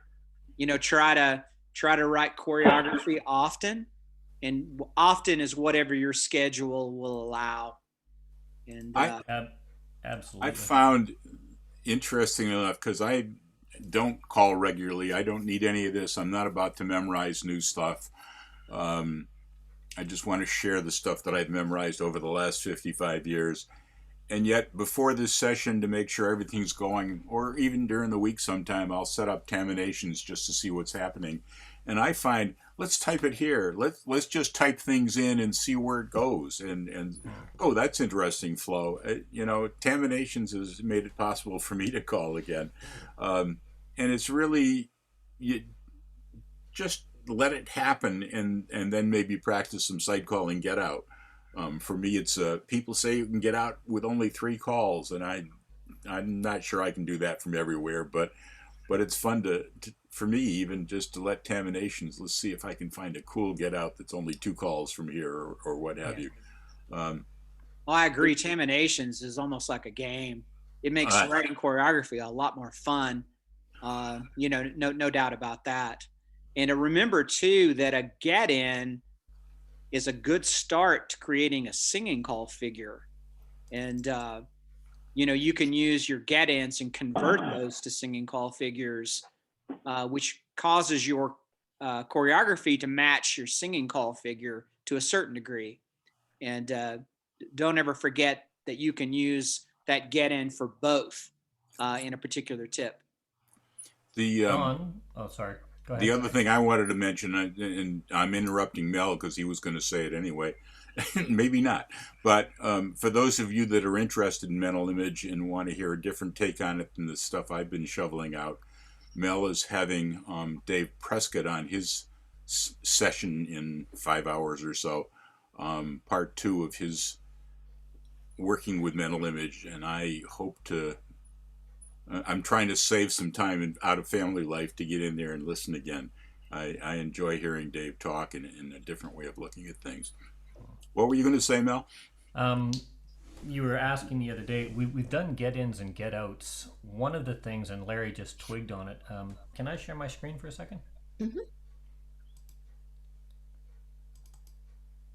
Can you see that? Yep. Larry mentioned modules, and one of the things that I've seen on a few new callers when they'll write out the entire sequence, or they'll write out a series of modules as a long chain and scroll through it when they're calling. What I've done, this is going into what we were talking about with focuses. For instance, we did circle 4 as an example. That would, if I was doing something like that, these are modules that would be tied in focus. So this was the circle to a line and circle halfway, or circle 3/4 and whatnot. And as Larry was saying, you write a couple of get-ins and a couple of modules, corner box, partner line to partner line, partner line to corner box, but also tied into a singing call. These are things that none of them are more than 12 movements, because anything more than 12 movements is too long for a module to even refresh at a glance without reading. 12 to 15 is the maximum that I can do, and that's with practice. You want to keep them short, but you can have something like that displayed on your computer screen while you're calling.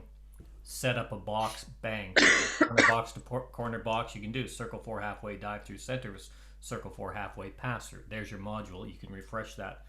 Nice short modules, quick refresh at a glance. That way your focus is on the dancer, and that's what we were talking about with focuses. And I thought that might be a really good follow-up for your. You've done get-ins and get-outs.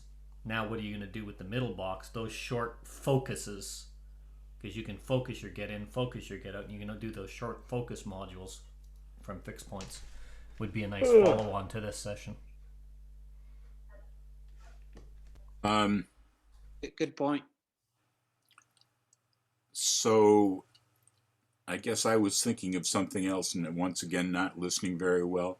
You're talking about transition modules? No, what I was talking about was we mentioned like we talked get in, get out. Yep. Short get in and get out, and last week we mentioned focus modules or focus get outs, and I had the same thing I've added on that list where I gave Dan was focus get in. So if you're using Dixie style, you might want to have a get in that uses a Dixie style, right and left through Dixie style step through. There's your get in. So, and it's the same kind of thing. And now you've got your get in, your get out. It's that bit in between. So you could start with the corner box to corner box, partner line to partner line, and the conversion, just your focus modules. And an isolated topic on what's in the middle bit. We've got the get in and the get out. What's in the middle bit for new callers, so that they're not reading, but they can refresh at a glance with a focus. It was just something along that line. It was just going through my head. You're talking zeros.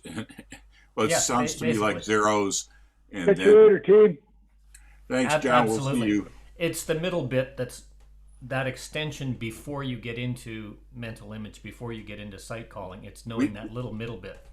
We've talked about flow modules that we should Yep. do something on that. That's and those are for sight calling. Get out. You just don't worry whether you've done X's or not, who's going where. Yeah. You just want a piece of choreography that flows nicely together, and maybe we'll do that next week. Yolanda, what were you going to say? Yeah, one of the things I realized too is that, like, before I was always just calling to at the end of the evening. So I had I had access to all the calls basically, right? But if I was going to be calling for a newer dance group, then you're not allowed to use all the calls yet, right? If you're teaching.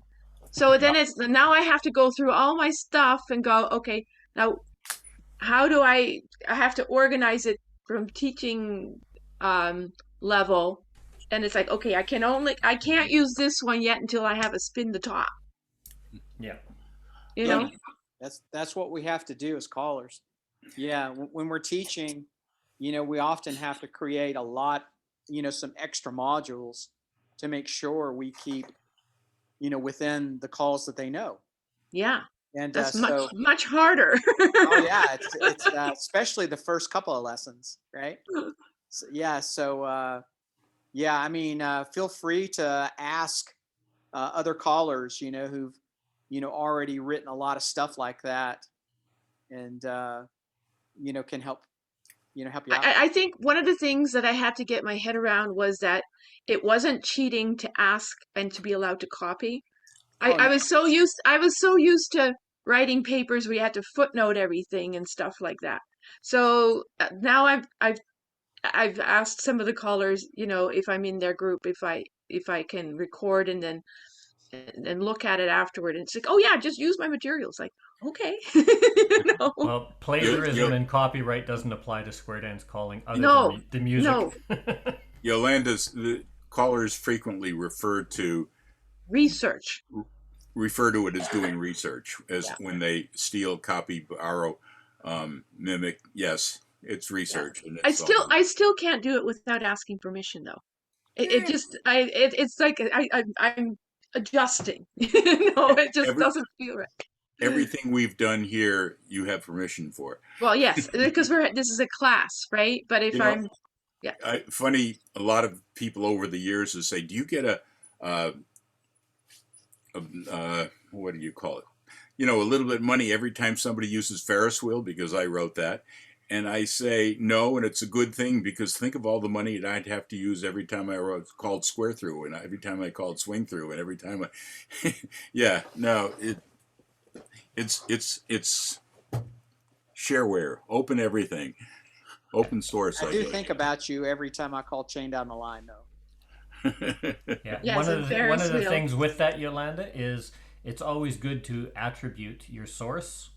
Because when it doesn't work, you can say, yeah, I got that one from Dawn. That's true. I hear that about me all the time.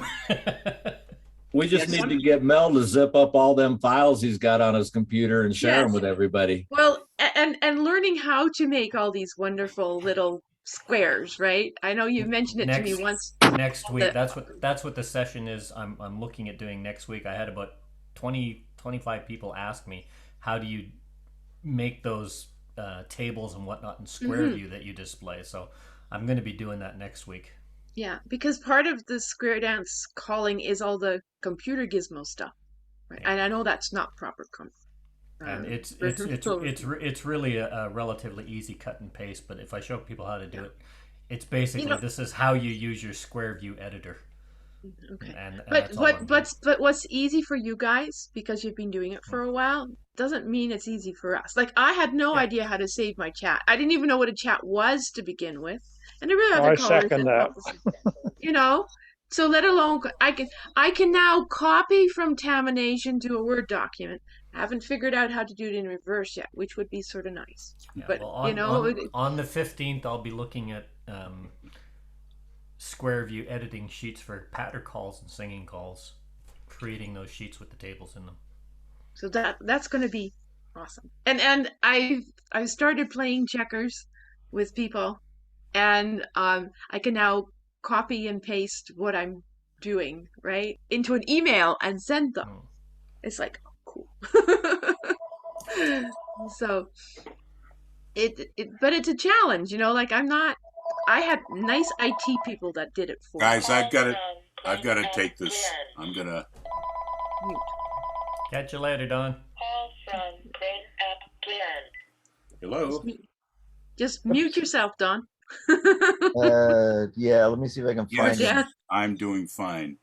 There we go. That button. Yay! And yes, anybody that I owe checker moves to, some friends of mine helped me build a set of steps, so that took priority. It was a day when it wasn't smoky and not raining. It was like, okay. Yeah, I was doing a Zoom training session the other day, and I had the phone rang, and it was a telemarketer. And I don't know why I have this perverse pleasure in messing with telemarketers. I love spinning them around in circles. So I hit my mute button, but the host hit the mute button as well and unmuted me. So I was here. Oh, no, I don't have a computer. You know. Oh, yes. No, where are you calling? Oh, whereabouts in there? Yeah, I've been there. And have these we're going for what? The whole meeting stopped, and I wasn't paying attention. They were just killing themselves laughing at the circles I was twisting this guy in. So it's always good to double check. Oh, you're getting a lot farther with that than I am. When I try to put those guys on, man, they are much more adept at detecting the BS than I would have expected. They hang up on me right away. My record is 48 minutes, but I actually walked out of the phone with the handheld over to the neighbor, because I said I don't have a computer, but my neighbor has one. I use his if I need it. Hang on a sec, I'll go see if he's home. And I walked out and pretended that, and and they stayed on the line. One I had about 20 minutes. They called about 11 o'clock at night, and we were sitting in the background, reading a book, and both Helen and I are in bed. So I says, "Yeah, just a minute. I'm really interested." And I put him on hold. I put the phone on the nightstand. I pick it up every 5 minutes, and he was still there for about 20 minutes. My favorite one was somebody called up. They were trying to sell me insurance for my boat. To which my response was, "I have a boat? Where's my boat?"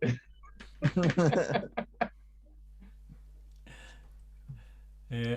Or one I've used a couple of times is, and this is one I got off of that guy that does that, is they call in and you pretend you're at a crime scene and you're the police officer getting their information. It's amazing how fast they hang up. Well, since we're off topic now anyway, what I got to do yesterday, we were over at a friend's house, and he says, "I've got something new. What do you want to see?" And because he knows that I like driving.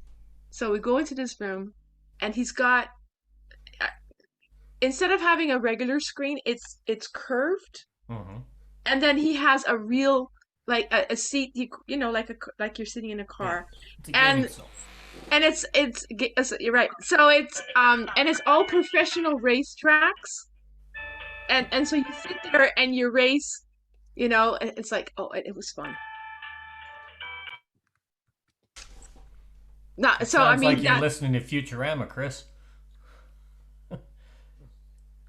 Yeah, I've got 4 computer screens on my desk in front of me right now, 2 big monitors and 2 laptops, because my first day back at work was Friday. Oh. And of course, I'm still on restricted duties, so light duties, and because of COVID, my restriction is I'm to work from home until September. So I had to go in and get my laptop. So now I've got all these computer monitors up on my desk, so that's why it looks like I'm actually looking at the camera instead of looking over here, because it's all crunched together now. But it does look like a massive gaming screen and everything else. Well, and he has head goggles that make it 3D. No, yeah. Right? I mean, this is one of those really upscale situations, right? I mean, I would never have it on myself, but Hey it's Dan, really fun. does anybody have virtual square dance goggles yet, or done a program for that? There is one, but they don't have legs. Mike Pogue and the crowd have been doing virtual square dancing with VR goggles. Yeah. And they say they've got some sort of the hand controllers vibrate when you touch hands. So you have a controller in each hand and it can tell you where you are, or tell you when you touch hands with other people. I'm just visualizing that as a collar. Yeah. It's I mean, that would take look, sight calling to a whole new level. well, you're looking at at little stick figures walking around. I mean, I guess they're better rendered than stick figures, but yeah, hit up Mike Pogue. He might. I think I don't know if they're still doing it. Of course, with restrictions coming back again in our area, they might go back to it if they have stopped. And just drop in and see what they're doing sometime. Yeah. One of the guys shared his screen and showed it, but they don't have they don't have any legs, right? So it's like you're watching them, and it's sort of fun, but it takes square dancing to a whole different level. It's kind of like watching Colorama when they move the little dolls around. They move, but the legs don't move. Yeah. What they used to call that, claymation or something. But it's neat that this is becoming available, right? So, and of course it's all the techies that are playing it, right? Yeah. Dan, on that list of equivalent, did you get my note that I sent you on that? Let me check my email. I just transposed that and formatted it from dosido.com and a couple of other sources, those equivalents. And I noticed afterwards it had things like the curly Q, the separate, the partner tag, which used to be part of the basic program, right, in there, which are now plus, advanced, etc. So those would have to be modified accordingly, but they are. It also has substitute on there instead of Zoom and things. So those would have to be changed on that. Most callers would realize that. I think that part of many callers, at least for me, going through learning things was going through old cue sheets for records. Yeah. And running across curly Q and saying, "What's that?" And then that led to discussions with more experienced dancers and more experienced callers in my area. And so, yes, now I have a fairly solid view of what the substitutions and equivalents are, with the caveat, of course, that like flow out of curly Q is nothing like flow out of touch a quarter. But I suspect that most newer callers actually know curly Q just because we've run into it in old Q sheets and said, "What the heck?" Yes. And then I went, now how do you? But I went into Cedar. They have old calls there and the equivalents. But I thought, okay, well, I don't have no idea what the flow is if you throw it a touch a quarter. But I thought, well, the dancers will let me know if it doesn't work. Well, for the girls, it's a left turning 3/4 instead of a right turning 1/4. That's the only difference in it. And where it has an effect is on your following movement, or if you put a roll after it, or a box the net before it. Yeah. That's just getting nasty now. My apologies for pushing the stop video instead of stop audio when that phone call came. I gotcha. I was about to say something that has been around for a long time, and it's too short a thing for an entire session, but Yolanda and Paul and Larry, this may be of interest to you when you're creating modules. If you have a zero module that you know about, like ocean waves, swing, or facing couples, swing through, centers, run, wheel, and deal, you can take those 3 calls. Let's see, what's the best way to word this? That starts from facing couples. You can use that same thing if I have 2 face lines. I can make a 0 by calling wheel and deal, swing through, centers, run. If I have ocean waves, I can, or let's see, 2 face lines facing, if I have ocean waves, I can say centers, run, wheel and deal, swing through. It's sort of a cycle. Any zero, true zero that you have, series of a small module, a large module, start at any one of those, work to the end, and come back to the beginning. I'm having troubles putting that into words properly. But Mel, have you got a better way to explain the zero cycle? Yeah, on most of the zero cycle calls, or if they're a facing couple and a two couple module zero rather than a square zero, most of them, the actual movements, as long as the position is correct, you can move the position within that module. It's the principle. It's an expanded principle of what we were talking about with right and left through. A right and left through you can stick at the front or the back of a sequence from facing couples, and it's the same thing with short two couple modules. In most cases, a zero module, you can transpose where you're actually putting those. So spin the top, swing through, spin the top, depending on what you want to achieve, will give you the same kind of a flow. It's just looking at what you want to put on there. I'm not sure I followed that any better. No, it's like Okay. I'm thinking, okay, so my 2-person Zoom stuff that I've got, my little zeros from that. Mm-hmm. I've just been sort of, if one zero fits, then the other ones all fit, right? As far as I'm concerned. Is that what you're trying to say? I'm gonna share a screen. I'm gonna share a screen for a second, Yolanda. Let's see if this works. I can share it, but I've got you guys in the way, so I can't see it. Hang on a second. And let me increase the font size so I can see it. Let's say I have a zero from lines.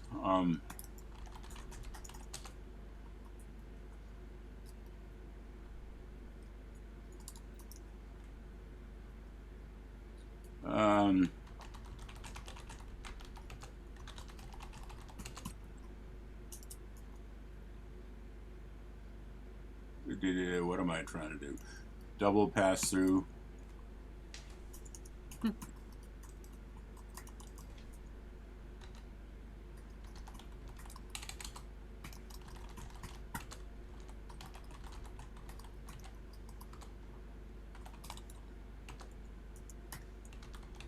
So that's a zero from lines. I'm not sure if you use that one, but let's hopefully pass through, wheel and deal, double pass through, first go left, next go right. It turns out after the pass through, I have lines facing out. If I take this and put it at the end, from lines facing out, wheel and deal, double pass through, first go left, next go right, pass through, zero. If I'm going to start from a completed double pass through, I can put this here, from a double pass through setup after the wheel and deal, from a double pass through setup such as head star through from home. If I do double pass through, first go left, next go right, pass through, wheel and deal, it's a zero. If I take, whoops, it was working before.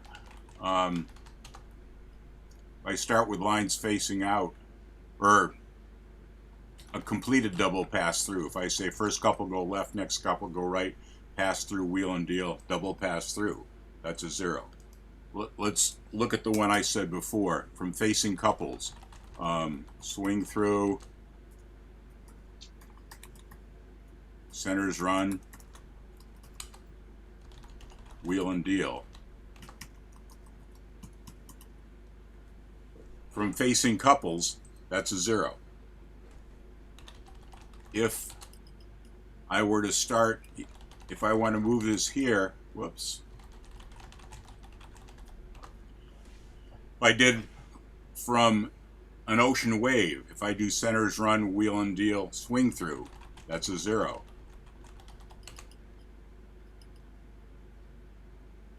I think I have to do it this way. If I'm starting in a two-face line, I do wheel and deal, swing through, centers run. That's a 0. So any 0 you have, take any position in that and start in the middle and work your way through that whole cycle of 3 calls or 5 calls or 4 or whatever. Come back to that same place. Again, this is a 0 from facing couples or ocean waves or two-face lines. So any 0 that you've memorized, you can use that. You can create your own 0 by just dance that through and see what it does and write it down. As they say, write it down. Whoops.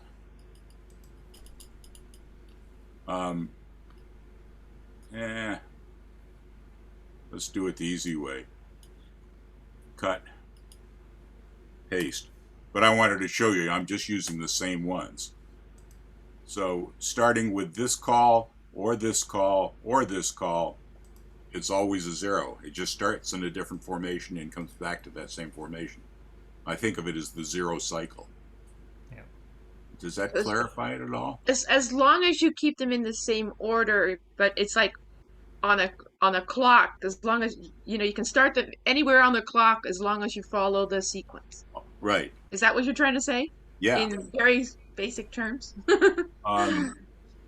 Sometimes, let's see, can I Windows View Format? I didn't know that. That's cool. Yeah, so again, notice I said centers run, not boys run or girls run. I'm trying to be sexless. So I don't care if it's a boy facing girl on the facing couples or whatever.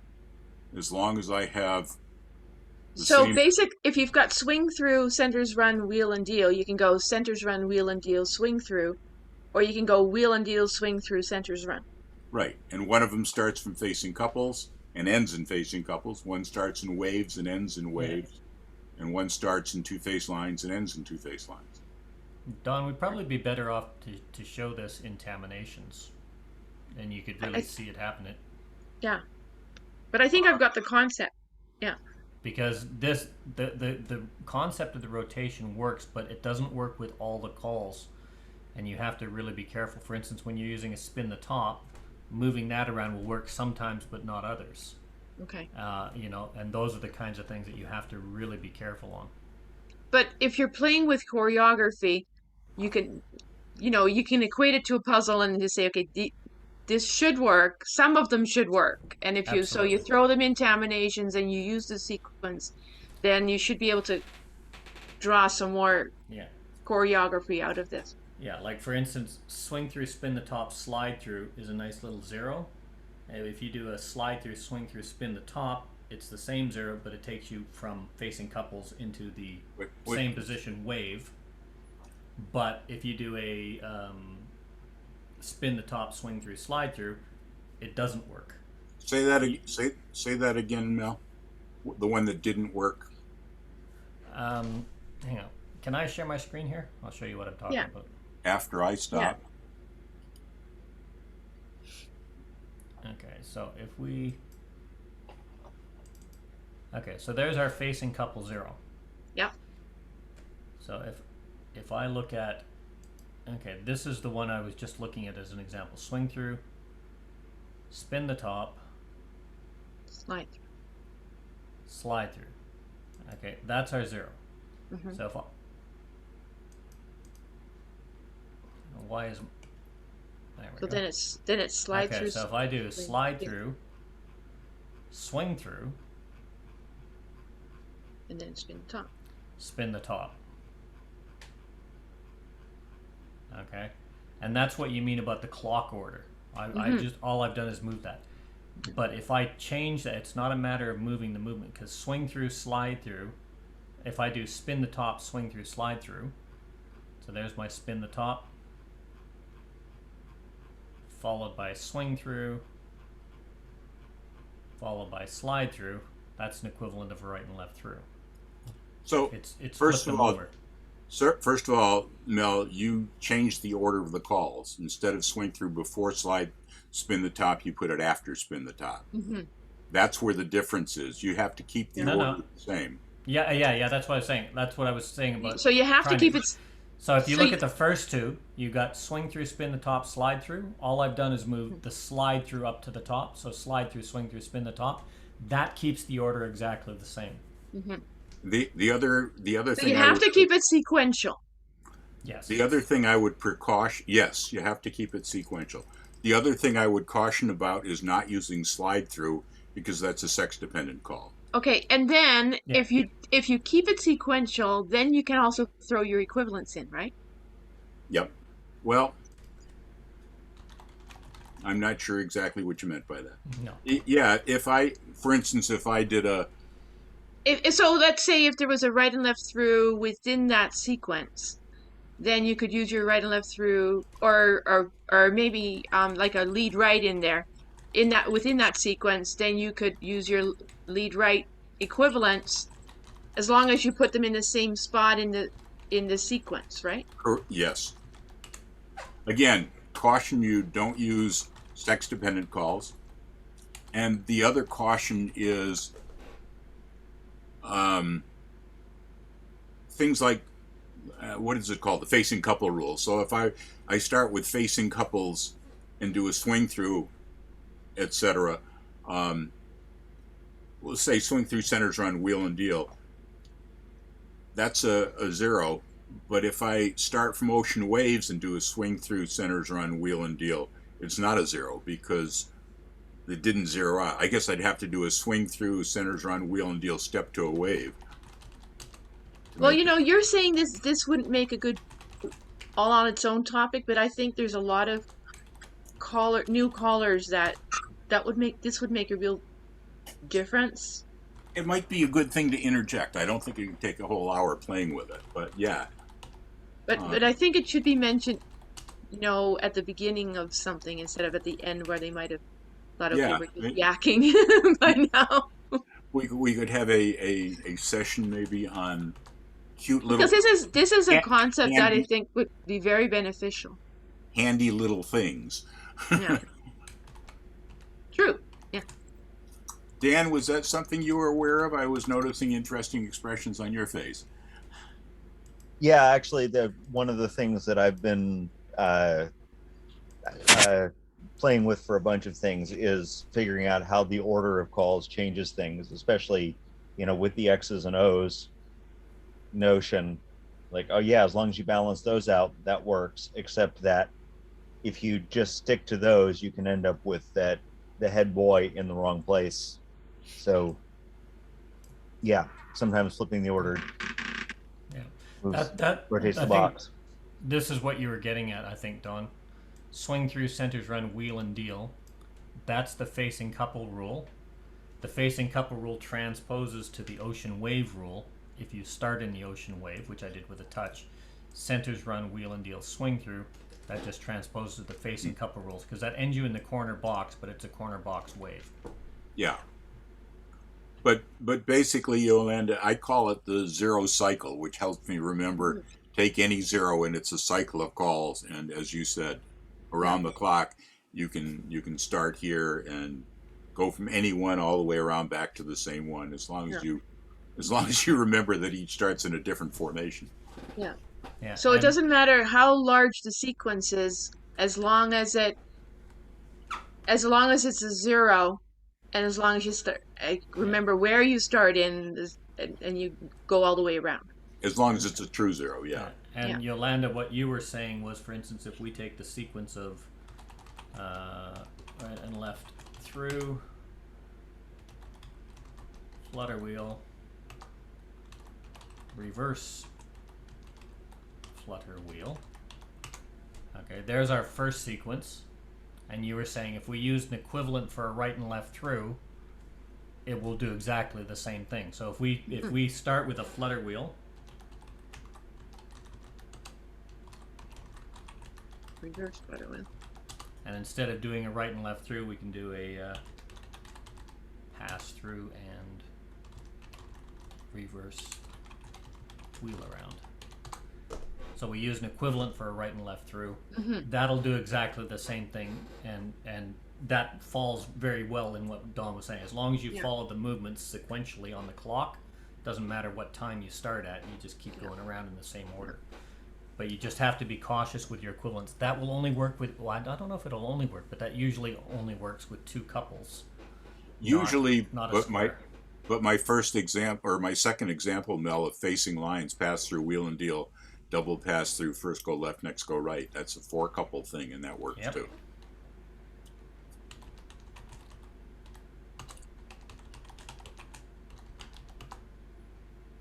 That's not used very often, but it was overused back in the day. Larry were still here. He would have told us that. Yeah, I don't know if First combinations go know how to. left. Next. Oh, I gotta go first couple.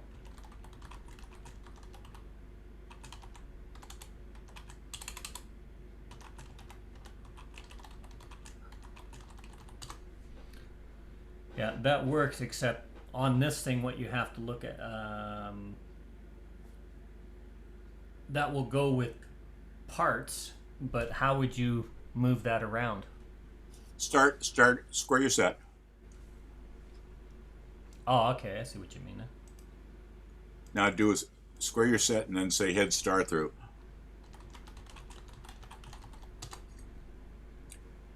So we're at a position where we could use the square through 3/4 to get out. Yeah. Let's use that 0. Double pass through.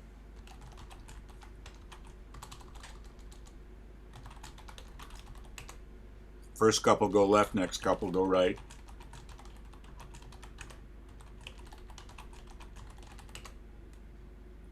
Pass through, wheel and deal.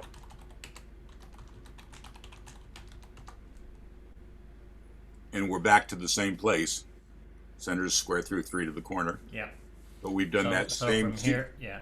We've just started in a different place on the clock and went around differently. Because one of the formations that we hit in that 0 was a double pass-through formation. You're looking confused, Yolanda. No, I just went. So if you have a pass through, you can do a wheel and deal. No. Which is one of I'm playing Caller's Check via email at the moment, and somebody gave me that as one of my choices, and I'm thinking now, how many different ways can I get out of this pass through formation? So I am thinking of two things at once. Okay. Yeah, what he was looking at is from a partner line module, that standard module pass through, wheel and deal, double pass through, first couple left, next right, is if you're in a position where you can use that double pass through, you can just insert that module and it'll bring you back to that same starting point. If you're in a double pass through position, you can do that. You don't have to start with the pass through, wheel and deal, because it'll bring you back to that. So here we're in a double pass through position. So use that 0 module, and we're just picking up that partner line module from the double pass through point. It'll bring us back to this point. So it's still a 0 module that will bring us back to this point. So Yolanda, I like your analogy, your thought process of talking about the calls are around a clock, and we just have to start at any time and go around 12 hours till we get to that time again. Yeah, we're not equating this to a specific formation. We're just equating that flow module. You can use it. So if you wanted to build again, if you want to build, add some modules to your repertoire, some 0 modules to your repertoire. And if you're willing to memorize all that, and you've got a bunch, you can create some others this way. Cue cards are a good thing. But I never thought of putting the 0 in a double pass through formation. Yeah.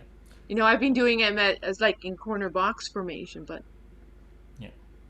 Well, that's a line 0. That's one of your 5 foundation modules. That's a line 0. Pass through, wheel and deal, double pass through, first left, next right. That's one of your 5 foundation modules that are set in for partner lines. What it's saying is, at any point, because of that particular module, if you're in a double pass through, you can use that module, just start at the double pass through. It'll bring you back to wherever you are in it, because it will flow sequentially through itself and bring you back to that point. And that's what going around the clock does. If I did this in lines, it would bring me back to lines. If I start where I'm at in that module, I can use that module for any situation that I need it. Would that work for two-face lines as well, Don? Or sorry, lines facing out? Sure. If you're using, yeah. Yeah, so for instance, if I do face in, yep, sorry. And so look where we are, because we're going to come back to that same thing. Okay, so our module is pass through, wheel and deal, double pass through, first left, next right. We've already done the pass through to get to the lines facing out, so we just finished the module from that point on the clock. That's the theory, correct? But go all the way through to the pass through to get to this, to your lines facing out. Yeah. So however I got here doesn't matter. I've just got boy, boy, girl, girl, non-sexual lines, if you will. So our next movement would be wheel and deal.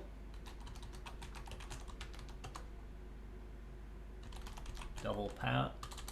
Why am I double pass through? First couple left, next couple right.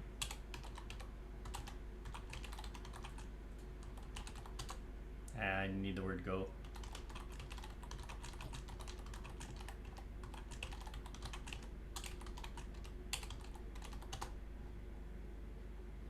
And pass through.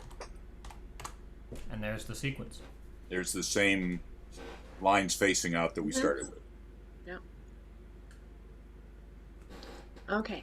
It's a simple little thing, but it can really expand if you're looking to create modules that you already know. It's a simple little thing. It's a simple little thing. You just have to wrap your head around it. Yeah. Well, we're trying to wrap your head around it. Yeah. And it'll work here as well. So we've done the double pass through.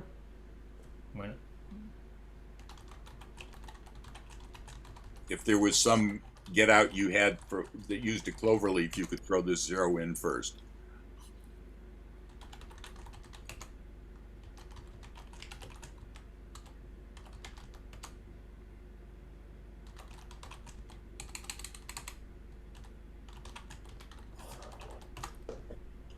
And we're right back where we started.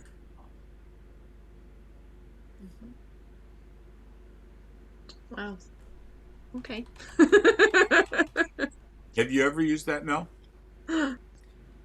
I have, but I've never been quite able to explain it. Now I've got a much better way of explaining it. Well, I usually draw, have a drawing with, calls in different circles and just draw a cycle through it, and you start any one and come back to it. Yolanda's visualizing it without drawing it, of just talking about different points on the clock and going around till you get to that same clock is great. If I start at 3 o'clock, I go all the way around to 3 again. If I start at 7 o'clock, I go all the way around to 7 again, whichever calls are there. Okay, we're out of sequence. Just realized that. But yeah, it's really nice. And if you do have, as you say, setups to specific get-outs, different formation get-outs, that's where those things really, really come in handy. Oh, fun. So all those little 2 couple zeros that I've been collecting, because I've been doing 2 couple zooms, can all be applied here. Pretty much. As long as the formation is conducive to that particular thing and it's not a gendered call. Gendered calls will work, but they have to be specific to a gendered formation. But they will all work at any time as long as you follow that sequence as filler. An example of what he's talking about, Yolanda. My facing couples, if I say swing through boys run, wheel and deal, it works if I start with normal couples, but if I start with half sashayed couples, I've got to say swing through girls run, wheel and deal. You know, if I say swing through boys run and started with half sashayed couples, it's going to be a totally different mess. So by saying swing through centers run is staying away from sex dependent things. Yeah. Like swing through centers run is very different than boys run here. Did you just do that? No, No, I didn't. I just had the heads half sachet leads right because you were saying gendered couple makes a big difference because if a boys run. Just show us two couples. That's okay. I can do that. And do a half sachet. Now do swing through boys run wheel and deal.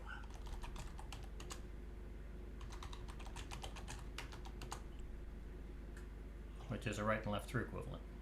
Well, plus a half sachet. We were half sashayed and it made us normal. As well as what I said was that is a right and left through equivalent. If you include the half sachet, yeah. But I'm saying if you happen to start with half sashayed couples, it shows that using a boys run won't work, but centers run would. Yeah. Yolanda, you're confusing us. That's good. It's about time. I mean, one of the things I can't remember who I played the game with, because I think I'm playing with 5 or 6 at the moment. So, but one of the games somebody was trying to half sachet on purpose, and I thought, okay, so here I've been trying like crazy to have everybody normal, but you guys play the game so that it's half sachet, and I thought, okay. I'm having to wrap my head around all kinds of new stuff. I think that one of the things that I found in calling to real squares was that when I first started calling, it was like I didn't care about sashayed normal because as a dancer, I was an all-position dancer. And so I'd put people in weird positions. And after a while, I learned that anytime you're going to get people left or sashayed, have a plan to get them back out in 2 or 3 calls. Yeah. Because if you don't, they will correct themselves. And so you need to be calling confidently straight through it. Yeah. Or say, trust me. Yes. Dancers like to normalize. One of the power of I was thinking about this when you had it.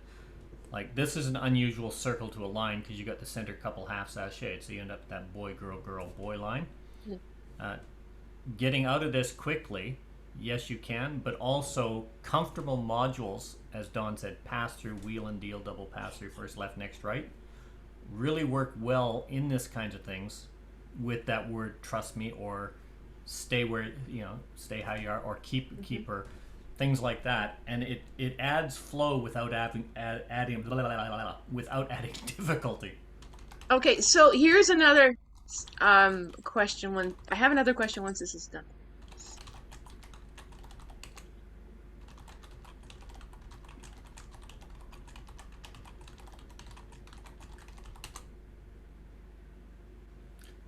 Dancers will do that without even thinking, but as Dan was saying, now that you've done something that feels weird, one couple half sashayed, you get them out of it quickly.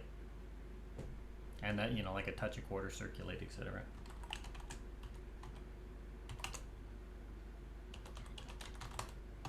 One of the things that I enjoyed doing with my advanced and challenge groups, a square or two, just for practice as a experienced caller, if they'd make a mistake, they'd usually notice it and want to fix it.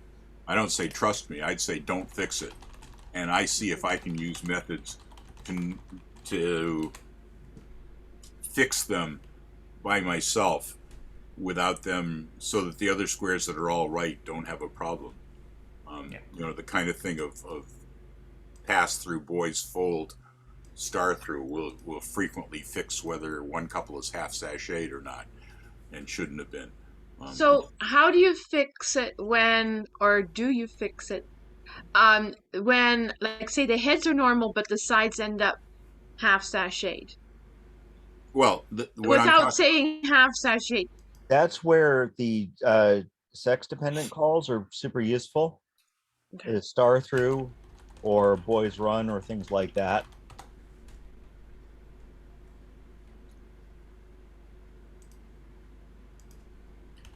And then you just go sides. Because are you allowed to say side boys run? Sure. you could, but the thing, well, what I try to do, let's say, Mel, will Taminations do with just the number 2 couple half sachet? No. No. But, if the sides are half sashayed, Yolanda, it's still a symmetric thing. But if just one of the sides got half sashayed, I could still do heads lead right, circle to a line, pass through, and some would be one.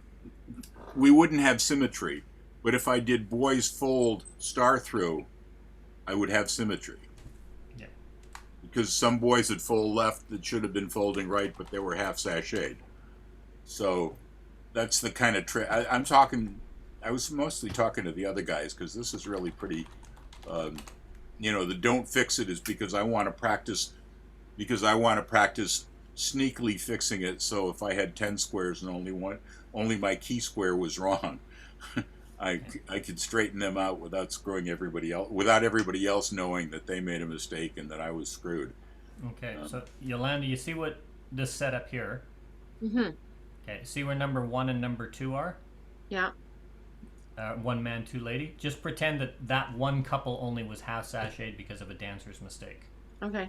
What Dawn is saying is if you just do something like a boys or a girls fold,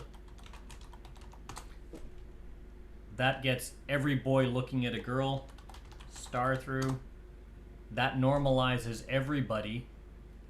Then you may have to do something like a forward and back. It's a bit odd for one couple, or a bend the line, sacrifice a little bit of body flow, but the dancers normalize and they're back into a standard line. Where Mel had that, he said boys fold and they were folding to the left. But if that one couple had been half sashayed, the boy would have been folding to the right instead of the left. Yeah. But the end result would have been the same. That's right.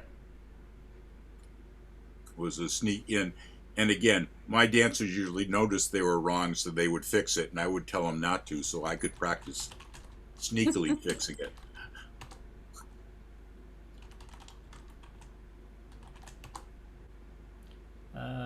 Oops, sorry.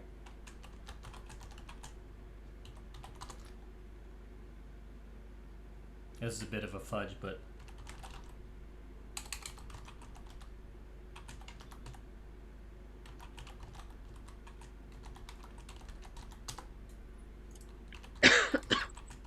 So, out of curiosity, Mel, but don't do it. If I called boys fold from here, would I have had a left-handed column, or would Taminations correct to a left-handed column, or would they leave them totally separated into? From where are you? Where I don't know. I just said don't bother doing it. Follow what you were doing, but I was just curious. Yeah, I couldn't remember the setup I was at. I can't either. Well, if you did a boys fold from here, whoops, not from there. From there. Yeah, is Taminations going to bring the two columns together, or? Yeah, it will. The dancers wouldn't. That would come on like if I did a boys fold. Yeah, I'm just curious what Taminations would do. It, legally it should be a totally offset thing.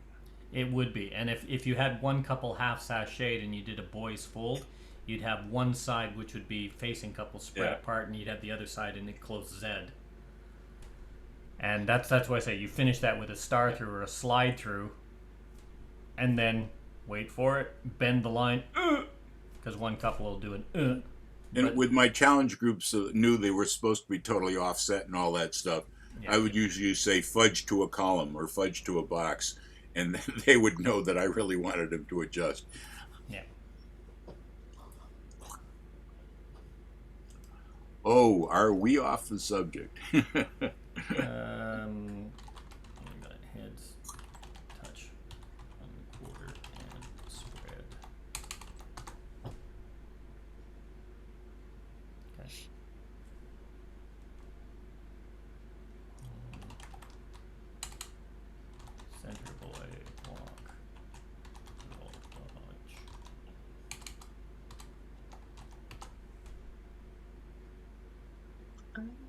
Okay. That's not what I wanted either. I wanted a 3-in-1, so we'll do a centers walking dog. I thought you had a 3-in-1. Yeah, I think I did. I did too. Yeah. So we'll go centers. And my mind thinks, oh, we could do a stretch cyclid wheel from there, but wrong group. Well, the other day I was doing a checkers thing, and all of a sudden I went, "Oh, I know the next 4 moves." It was like. So this is one of the cautions.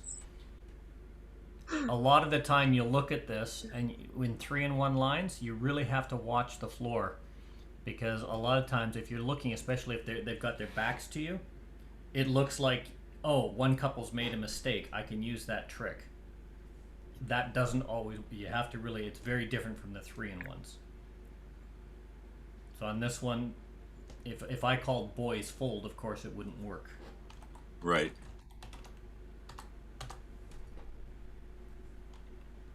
I look at that and my mind says, acey-deucey, centers go 1.5, cut your diamonds. But that's what you end up if you do a boys or a girls fold, because one couple ends up looking at the back, and the other couple ends face to face.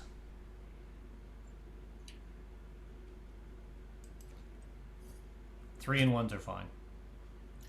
I like things like 3x1 walk and dodge. Usually I'll have three dancers facing out, one dancer facing in, walking. But if you really want to have fun, do a walk and dodge from here. And Yolanda, if you get into dancers that are holding a strict position like that, I'll frequently say, guys, swing the near, and I'm only working with basic stuff, guys, swing the nearest girl, she may be behind you, and promenade, and then heads wheel around, and you've got normal lines. Yeah, but any of those combinations will also, like pass through, centers, cross, fold. Any of those kinds of things work to get that normal. And as I think it was you that said it, Dan, this is where your circulates, if you have that boy-girl or a half-sashayed couple that are there, your circulates and your split circulates are your friends. So is half-tag. Yeah, I used the centers circulate the other day, and it was like, everybody just miraculously partnered up properly and was in the right sequence, and it was like, okay, now I just need to put a get out of. Yeah. So as Dawn said, whenever you have this, like sides or half sashayed, which is what you were talking about, Dawn said your swing through boys run is a good normalization. If you're going to use the zeros, don't use gender. Swing through centers, run, wheel, and deal. That'll bring you back. That gives you thinking time. Because you know it's going to bring you back to that same spot. So you can say, okay, where are they? Okay, swing through boys, run, wheel, and deal, or swing through boys, run, Ferris wheel, centers, pass through. Well, the dancers are moving, but you're thinking. Actually, Mel, from here you want swing through centers, run, wheel, and deal. Yeah, that's. Did I say boys? Yes, you did. Sorry. Yeah, for the zero, swing through centers, run, wheel and deal, or Ferris wheel, centers, pass through, will give you time to think, and it'll also show you that, okay, if I do a swing through boys run, that'll take me to lines, or I can do a, as Dan, I think you were saying it, Dan, the circulates work well as well. So touch 1/4.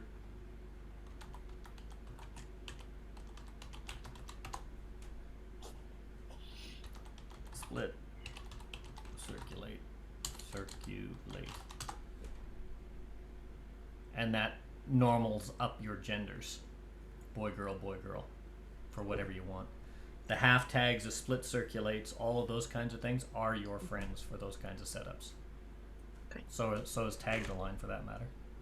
Dan, that's the mixed sachet stuff we were talking about. Yeah. Can you undo them till you have those facing couples again? Facing with one couple half sachet? Yeah. I'm gonna head off to other things. I'll catch up with you all later. That's probably a good idea. I'll just look at this one thing and then go have some breakfast. Hey, Dan, you can probably still hear, but I just realized when you when you said you were going away, although I don't see you muted yet, that a hum went away. I came. Oh, interesting. I It was came. a steady low hum, so you didn't notice it until it went away. But No, I kicked my video and I hadn't yet muted myself. So yeah, I know. anyway, Weird. Okay. yeah. All right. Is that hum gone now? Yeah. Yes. Okay, that might not have been Dan. That might have been my heater again. Okay, it just happened to be when Dan said I'm going away. I'll turn my heater back on. Let's see if it happens again. Is that the hum? Probably. Yes. Yeah. Yes. Sorry. It didn't bother me till it went away, and then in retrospect it bothered me. Take care, Dan. It was Okay. probably picking Bye, up Dan. on it was probably picking up on Dan's mic and coming back in through. Yeah. So what I would do, Mel, from here is either step to a wave and split circulate. Don't type it in. There's lots of things I could do. Single circle to a wave and split circulate. Pass and roll. Probably what I would like is single circle to a wave and split circulate. Unfortunately, that's a plus call, but.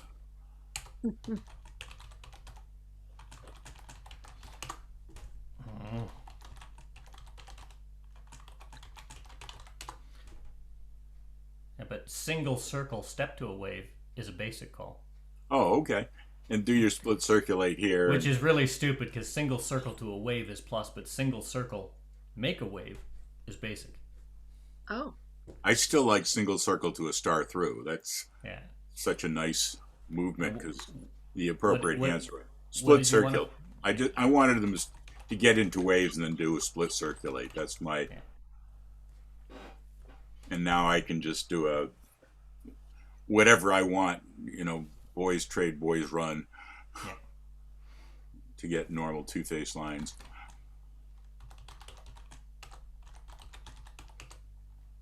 Yeah, I use the touch a quarter split circulate a lot. Yeah. Same thing. Now we can, except for me, it's easier following mental image this way.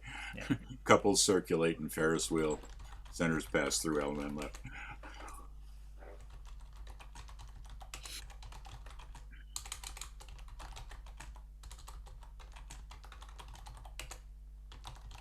And promenade home.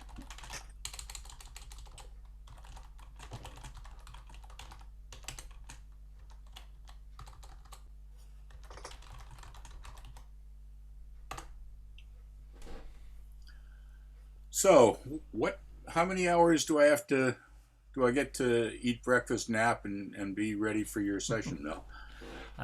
What is it? It's 3:45 and we're on at 9, so 4 o'clock, 5, 6, 7, 8, 9. 5 hours and 15 minutes. 5 hours and 15 minutes. 5 hours. So that's in 15 minutes. It's 2. So that's 7. Okay. 7 p.m. your time. Okay. 7 You're p.m. East Coast, right? Yeah. Yeah. 7 p.m. your time.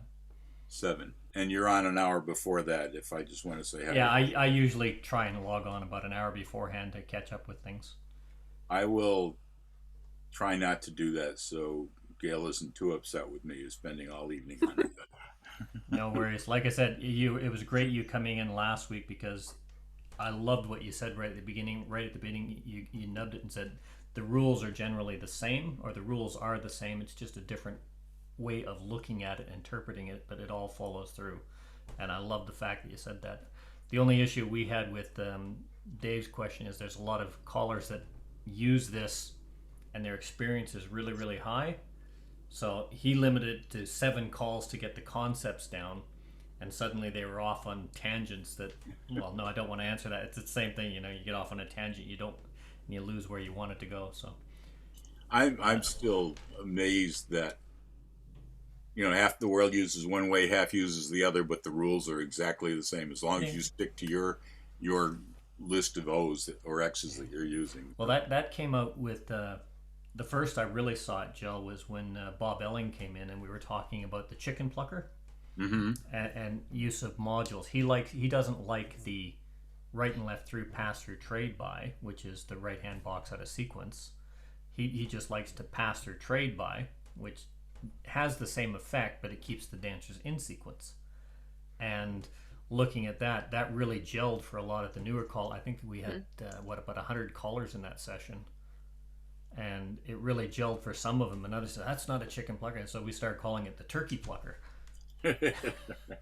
Which, of course, somebody jumped on. It's not a turkey plucker, but it stuck in. But it made more sense to a lot of them because some callers follow relationships, some callers follow sequence, some callers follow no rhyme or reason whatsoever and hope for the best. And as I've always stressed, it doesn't matter what method you use. The one that works for you is the best method to start from. Yeah. And from there, once you get that down, then you start expanding. I still have a hard time with mental imaging. Yeah, I'm taking Well, my if you ever do a mental image with just the ladies' way of looking at it, make sure to let me know. Maybe then I'll be ready for it. I don't think I was ready for mental image to begin with, let alone looking at it from the male perspective. I think you were going to be doing that eventually, weren't you, Don? Well, in every group I try to do it both ways, but most of the women follow the men, and I fall into the rut of not doing the women frequently enough. And I was trying to do some of that for Yolanda. Yolanda, get me a bunch of women that want to do it that way, and we'll start another class. Yeah, just for the record and the auditors and whatnot on Square View or whatever that is, we are talking square dancing. You know, don't take that clip out of session there, Don. Oh, what did I say? Yeah, get me a bunch of women that want to do it that way. I'm going, yeah, we're talking square dance choreography. Have you ever had any of your sessions come up with the what do you call it, the censorship internet auditors on copy? You know, we had a couple of that when we played music in the background, or a couple of comments that were made. Not copyright. Oh, are you using it? You get a copyright warning from YouTube on the playback or those kinds of things? No. We've had a couple of those. Interesting. Most of my sessions for the mental image are unlisted URLs, so I'm wondering if they listen to those too. But yeah, they came up after they were posted. Do you post the sessions on? I post them on YouTube, and it says uploading, and then it says processing. But I haven't really used music, so. Oh, okay. Or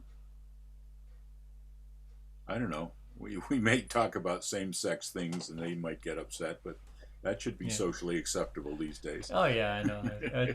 People, you know, I saw the greatest meme the other day. It was a picture of Bugs Bunny poking his head out of a rabbit hole with his finger in Elmer Fudd's shotgun, and saying, "If this offends you as cartoon violence, but this doesn't," and then they took the video game from one of those, like, wherever it is that you've got blood and gore and people with their heads blown off and first person shooter, but this doesn't, then the problem's not television. You know, it was, one's considered offensive, the other one's just considered acceptable for kids. I don't understand that. Yeah. It was I think it was Helen that said, you know, you were watching Bugs Bunny Roadrunner Hour. I don't know if you guys still get that over there, but you know, you get Wile E. Coyote strapping a rocket to his back and chasing the Roadrunner. Underneath it has a caption, "Do not try this."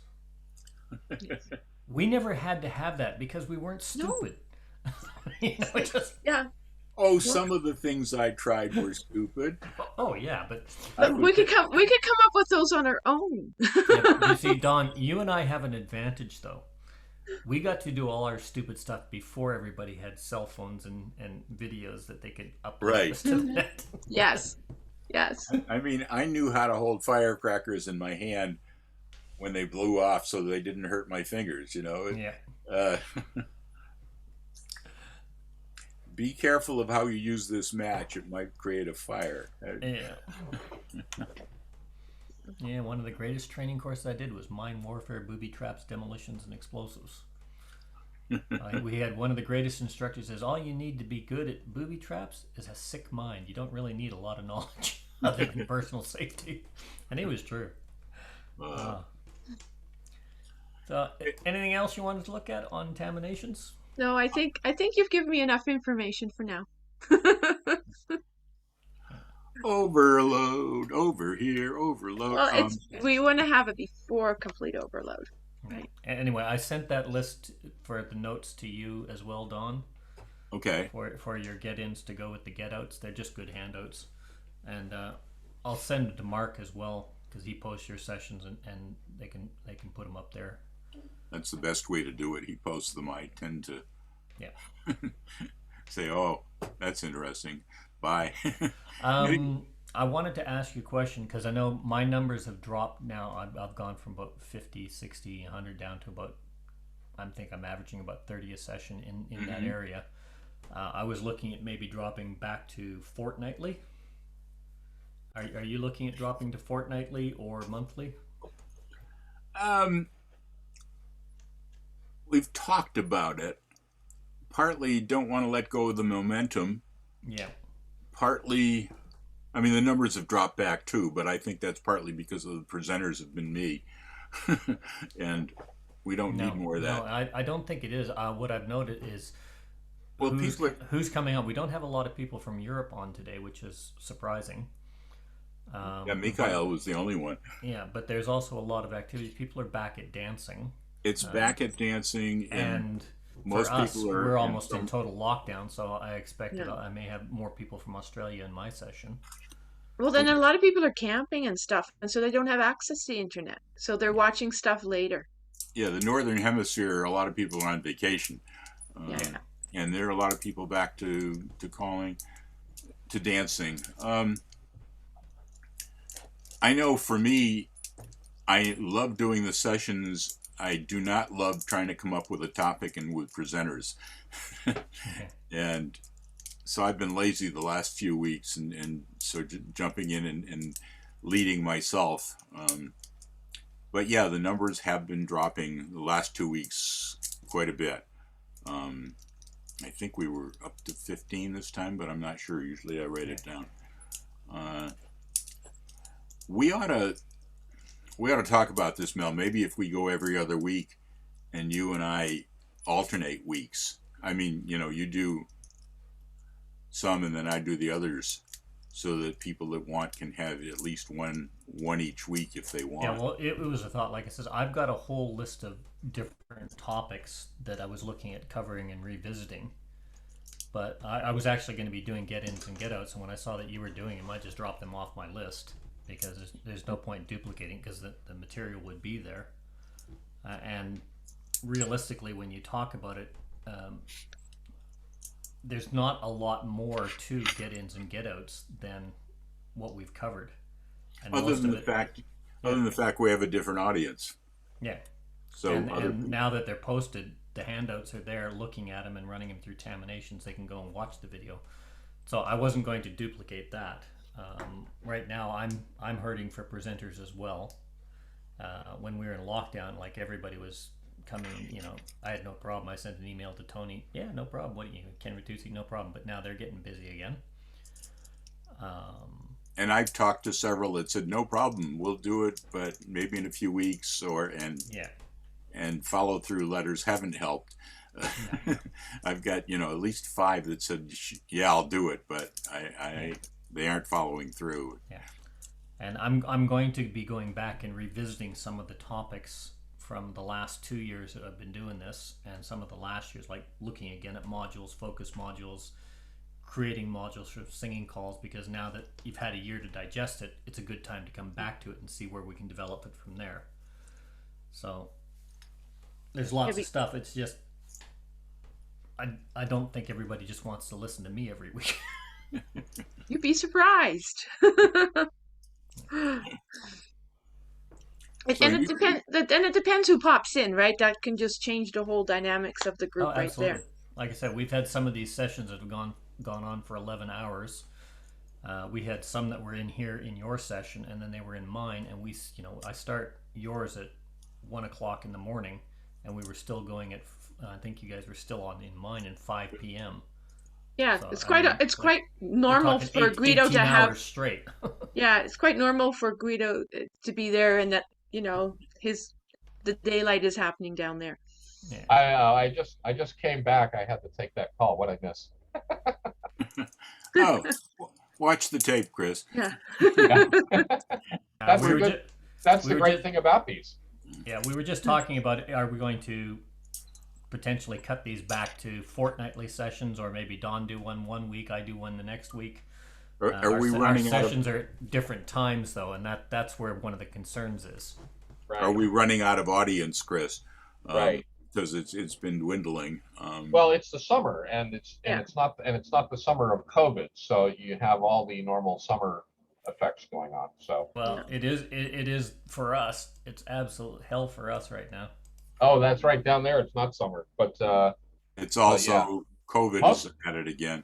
Yeah, but most of your people are, I mean, well over half the people are North America, so or not, or Northern Hemisphere. I mean, Northern. Well, and especially when it's a long weekend. Is this a long weekend? No, no, but like when there is a long weekend, people want to go out. Yeah, the other day we had I've been going to some dancing, some partner dancing things, weekly dances, and they opened up after COVID. And the first 2 weeks, which was now 1 month ago, the first 2 weeks they had 1, 2, 3. The first 2 or 3 weeks they had a lot of people, and then the next week they had closer to like a little more than half of that crowd showed up, and so everybody was like, oh gee, where is everybody? And the answer is that you can pretty much count for them, and it's all summer things. That one went to New England, and these guys are over here, and so I it's think not. So I guess all I'm saying is that I wouldn't panic about the things becoming unpopular. I think largely you're probably just seeing a vacation effect. Yeah. That could be. And the fact that there's a different stage, like in Canada, we've opened up,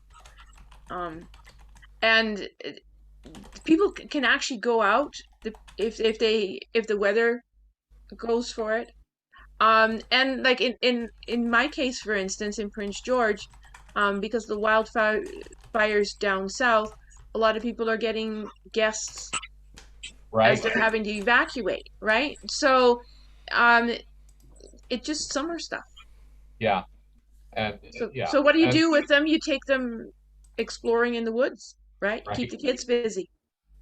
The as far as the COVID stuff, the where I am, the one of my regular clubs has announced that they're going to, assuming nothing changes between now and then, they're going to be back dancing in the fall, and that's in the schools. And the another one announced that they have a rotating staff of callers that I'm on, and they're starting up this coming Thursday.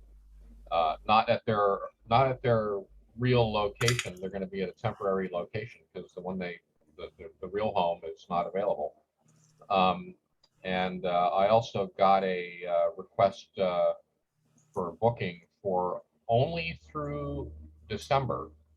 So it's September, October, November dates from a club in New York. So things are starting to open up a little bit. Don, I just got an email from Dave.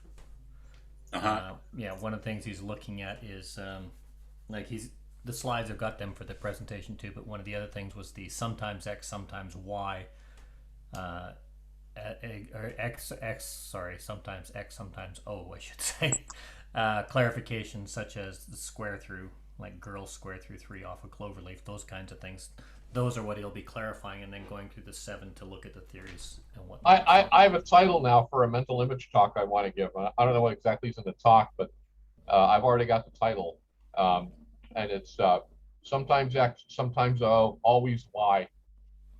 Oh, I was going to say and Y. That's what I was just thinking, but I like that too.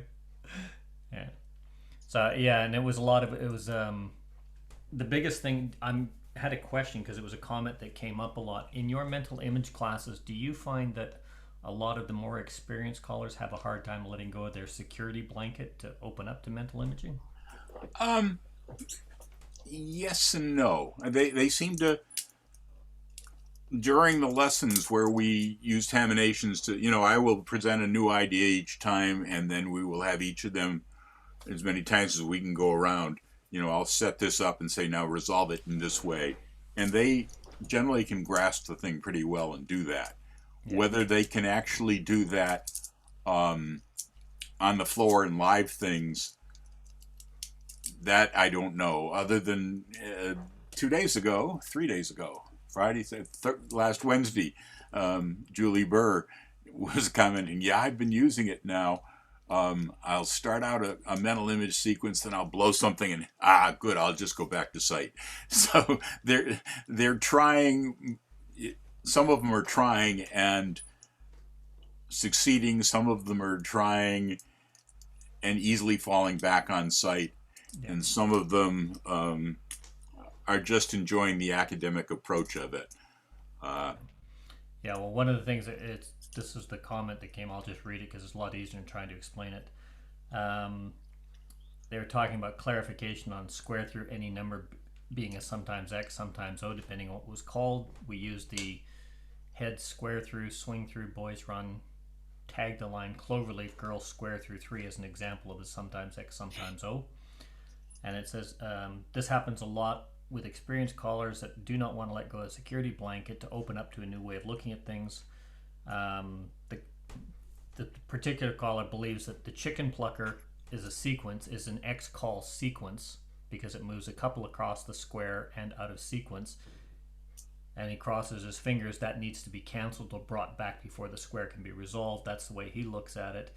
I didn't spend a lot of time on that. I sent that to Dave. He can expand on that. But it's just a lot of callers are taught earlier, if they're doing isolated sight, they cross their fingers, they bring them back. Or when they do a chicken plucker, they cross the fingers, bring them back. And then, as somebody had mentioned, well, X call, I cross my fingers. I know I have to cancel an X. And it's confusing the 3.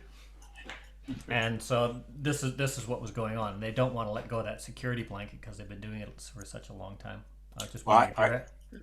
I generally tell people that this is a lot easier for newer callers to learn than experienced, because experienced have something they can fall back on, and newer callers, when they're at that point, Yolanda, are grasping for anything, and this is something for them to hang on to, which is what happened to me, because I didn't know about sight calling at the time, or it really wasn't a big thing at the time.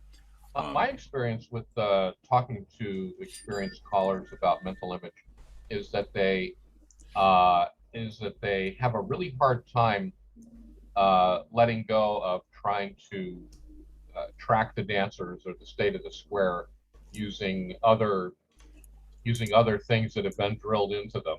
Yeah. And to let go of that. Now, the example you're talking about is even worse, because they have something that they consider to be a mental image system, but it's not the same one, and it's really not even compatible.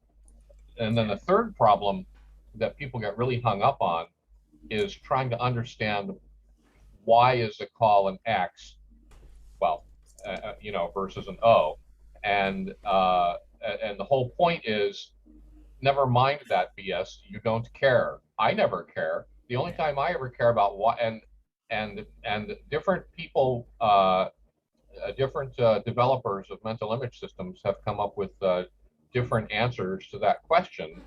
And the only time you need to know that is if you're being an inventor and trying to extend the system to cover calls that nobody knows how to do on it yet. Because other than that, you don't care, and the whole point is that you don't care, don't know, it doesn't matter. It's just, don't think about that.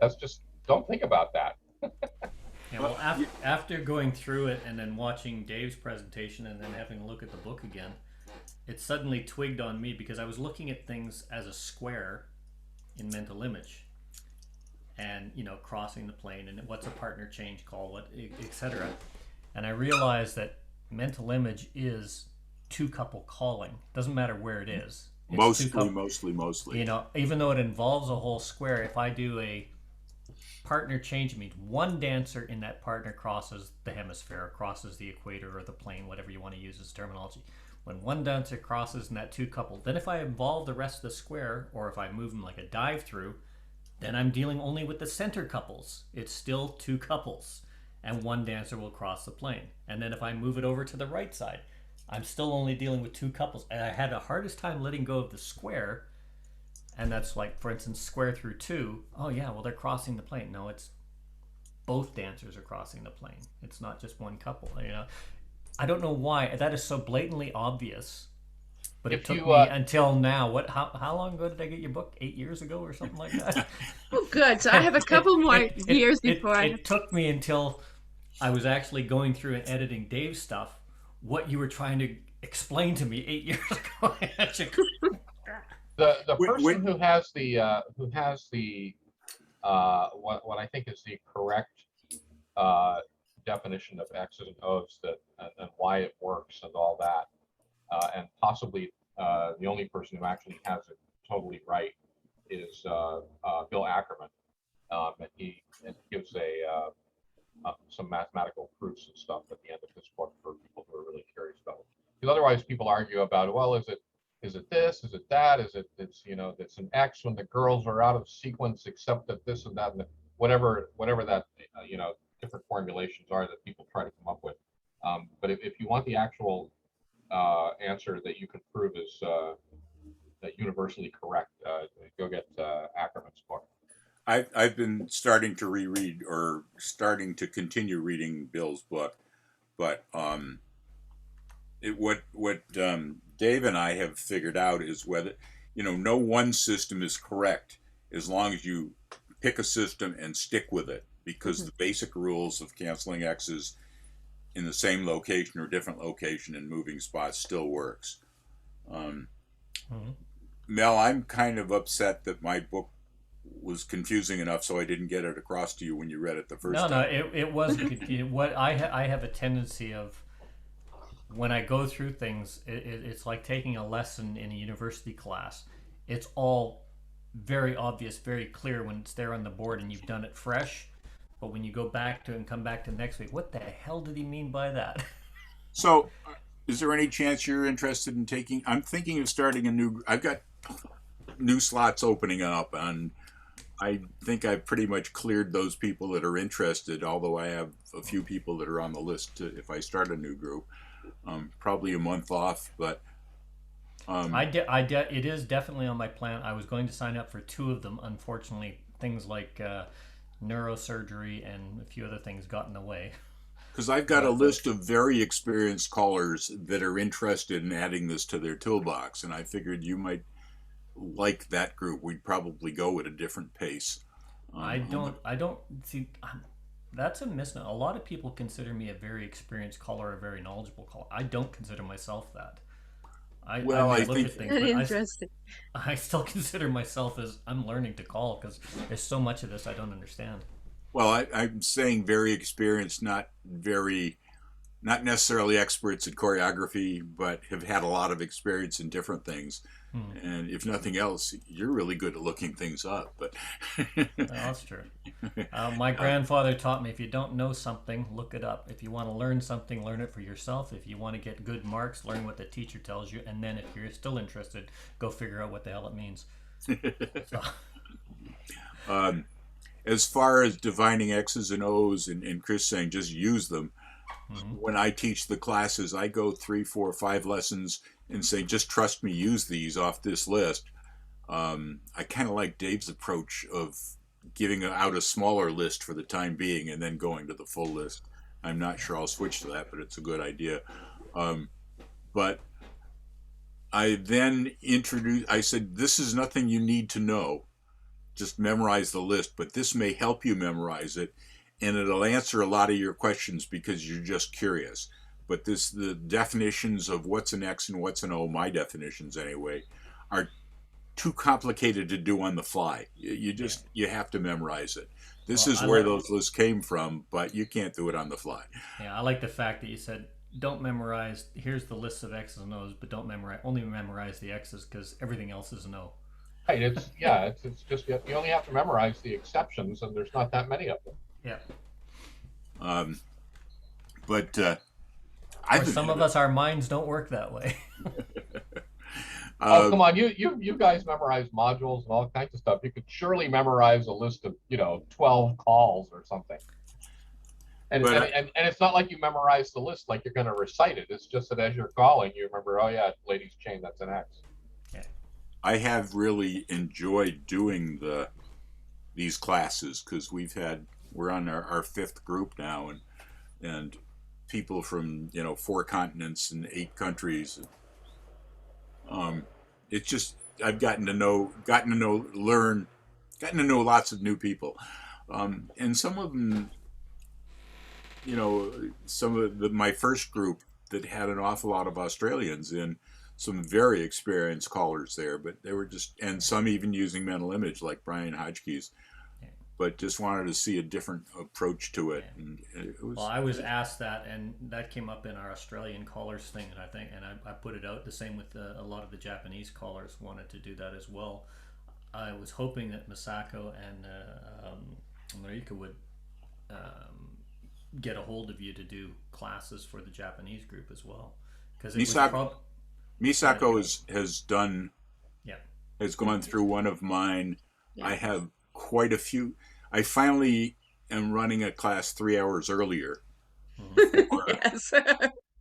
for Japanese and Australian callers, and we have, I think, 2 Australians in that group and 5 or 6 Japanese, some very experienced. Yeah. But it's been fun. Because I keep getting asked about it, and I said, well, there's no way I would even tackle or even start to try and introduce it. Here's Don's email. Well, so that's good. We just finished group 4 and 5, lesson 19.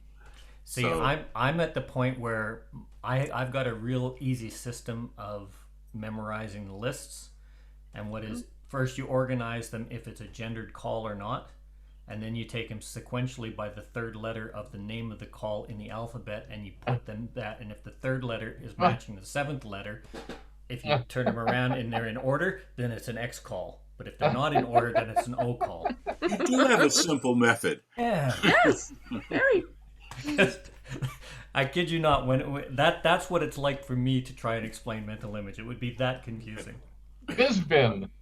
But I actually use that because the system works. When I started working here in Australia, they call it a football pool, and it was the teams, and I was winning this every single week. And it was for the banks and the finance companies that I was working for.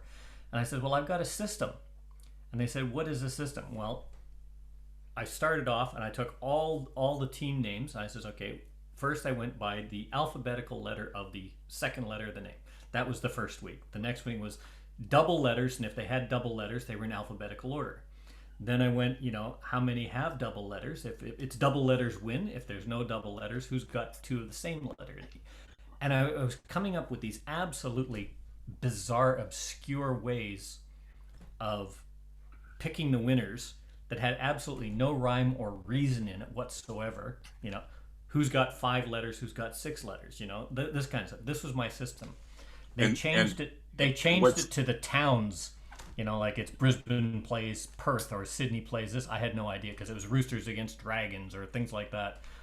And I was winning, and I had no idea. I didn't even know what, there was a difference between AFL, NFL, and RFL or Aussie rules football. I was just picking like this, and it was pissing them off that I kept winning. I was going to say, what would really get you upset is if somebody else took the rules that you explained and they started winning. Oh, it didn't bother me because I would make something stupid up. My wife, when I was my ex-wife, I should say, my ex-wife in Canada, she used to work for a newspaper, and they had a big hockey pool, and she wasn't a hockey fan, but she was always winning that, and their pools included stats, who would get the most goals, most assists, all this other, most points and everything else. And it's really, really detailed hockey pool because these guys were avid sports fans, and she was always winning it, and they couldn't figure out how she was winning. She says, I just picked the names of the players that I can't pronounce. That was her system. It worked. It worked. So, yeah. One of the take care, Yolanda. One of the things, Mel, that we do with the mental image classes is that we do introduce one thing at a time, and then work with it enough until we're bored, and then we go on to introduce the next thing. And well, But like I said, I definitely want to have you back. I want to have a couple of other things that come in there, and there's so many topics that we want to cover. It's ironic that you have had me twice, I guess, for mental image, and Dave twice for mental image, and I haven't done mental image on our talk at all because I don't see how I can do it in 20, 30 minutes and then open it to a discussion without having to get into it much further. Yeah, well, that's what I say. I look at it as, here's an introduction, here's a way of looking at it and understanding the basic concept. Now, and it's like any of the classes, this is the basic concepts, understand them. We can explore these later, or go to one of these experts and get the one on. Like Tom Miller is doing a lot of good classes. You're doing the mental image. This is what I was hoping to achieve with this, is there would be a lot of these one-on-one training or trainings in different systems with callers that know that. And that's why I'm so happy that it did expand into those kinds of things. Yeah, for an introduction, I would do a session that'd take about 2 minutes. Here's the link. Go look at my video on YouTube. Yeah, well, that's what you did on your first one. Was everybody watched? That was homework, and then we that's could what you discuss did. it and look at the everybody. principles. Yeah, and it was great. You know, it generated a lot of interest and a lot of curiosity, and a lot of people don't. You know, when you say the 5 methods of calling, they don't understand what those 5 methods are. You know, you got reading, memory, mental image, sight calling, and modules. And each one of those is, wow, I mean, 20, 30, 40 sessions in themselves just to understand the concept of it. You think reading would be easy, but it's not, because reading has a lot of complexity in developing what are you going to read. And then how do you present it? Exactly. You know, we did modules, which was the classic example. I looked at 2 of the Caller School curriculums, and they were module focused, and they had 2 40-minute presentations on modules. We took one of those presentations and we ended up doing 7 one-hour classes with discussions, and we never even finished everything that was covered in the calling school. You know, that's just breaking it down. And I got a whole caller training package. We did an entire caller school here for 4 days. We used one singing call figure. That was the basis of the entire school, was everything around that one figure. And it was really interesting watching how that did. And our new callers, the main dance, they were coming up with some great stuff. I did all modular choreography from stuff they developed during the dance, and they couldn't believe this is their choreography. It wasn't mine, it was theirs. So one of the reasons I haven't been to all of your sessions and other stuff that I want to go back and listen to is, if you notice my background picture, I love driving around the island and finding things that are ripe to be photographed. Yeah, well, I was meaning to talk to you about that, because you don't have that bed and breakfast anymore. I said, shit, we were going to come out to the East Coast and stay with you. I don't blame you at all. Like I said, Helen's been at me that I have to start to rein back, because now I'm back at work. I'm not crippled at home and things good. like that. And my Sundays, I do a lot of work. I think, what have I done, about 30 different recordings on various record labels, just pulling up some of these old music and getting them reconstituted. Everything's been square dance. So she says, okay, what time are you done today? I want you to go and buy me a paintbrush this morning, so you have to finish by 11:30, and that's it. She's limiting my Zoom time, my square dance time, and fair enough. The background picture I have, maybe a week ago, but we drove down, it's 4.5 miles to the local fish market and friends, and the lighting on this creek was just, oh my God. I just had to jump out of the car. That's your own picture then, is it? Oh yeah, I use all my own pictures. I was wondering, I said, geez, you get some really good background pictures. Where are you getting those from? Okay, that makes more sense now. I get them from here. I've taken lots of pictures of this creek at different times, and the tide is just right, and the lighting was just amazing on it. Before going over and standing in line at the fish market, I jumped out and grabbed the camera and shot 2 or 3 shots of this. I enjoy doing that too. I don't go out looking for pictures, but I carry the camera with me all the time because I carry my phone. It's an appendix, and then it's just there. And there's a lot of beautiful places on the island to do that. One of the things I've mentioned to more people than I should, I don't know if I've mentioned to you, Mel, but in just keeping myself entertained and my mind going, I've been developing a Square Dance, an app for callers to use instead of Square View or Square Desk. I'm not a programmer, but there's a language that's fairly easy to use, and I've been working on creating that just for the fun of doing it. It's never going to be as powerful as the others, but it's got some features that I like, and that's good. Like, so you were involved in the development of one of the first apps for Square Dance. Yeah, I was, and using basically using the same language. That was Apple's HyperCard, which was programming for the rest of us, as Apple used to say, as Bill Atkinson used to create. That's true. That's a name I haven't heard in a while. I just saw it a couple days ago. I follow him on Facebook, and he does some cool stuff these days. And I think he's currently on his honeymoon, or something on that order. A new appropriate relationship. I actually got to meet Bill once at a Macworld Expo in Boston, but I'm just in awe of that man. Yeah. Anyway, since HyperCard, Apple started creating HyperCard, but a lot of other people tried to create similar things. A number of years ago, I discovered a company in Scotland, I believe, who's created an app that uses just about exact HyperCard terminology, but they've expanded it to much more modern stuff, so you can do things you couldn't do before. They've added to the language, so as you need more, you can create more. And they've also made it available on Mac, Windows, or Linux, and with it you can compile from anyone, compile to Mac, Windows, Linux, or iOS or Android. That's good. That little, a lot of flexibility. Yeah. Is that the one that you had up on display earlier? I created that with that app, yeah. And as I say, I've created it on Mac, but I've got it. What am I trying to say? But I've compiled it for Mac or Windows, and so anybody that wants it, I can send it to them. Yeah. No, I really like that. Like what I found was good about that, and I wasn't quite sure because I had to slide off for a second there, but was that the next call or next potential call, or that was, here's a call, what can I do from here? Here's some options to think about.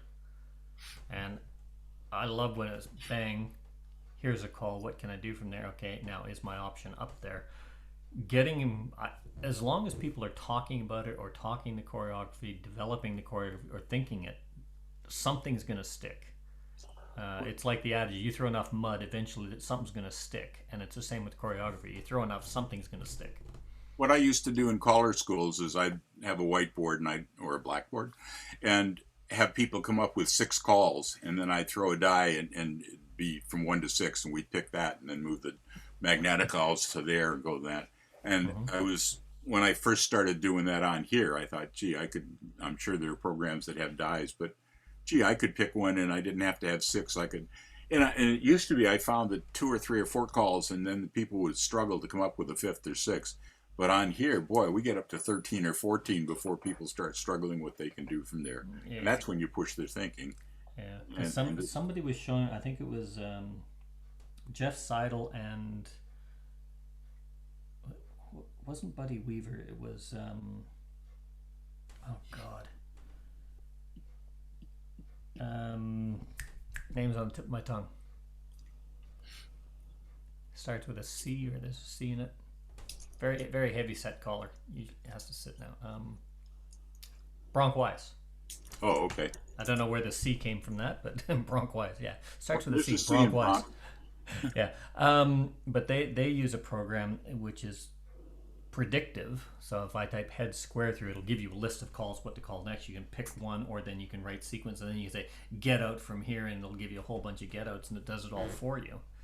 And I've seen a few callers look at it. It's good. It doesn't show animation, but there's another program developed by a Japanese caller that'll actually copy and save these sequences, and you put the two together.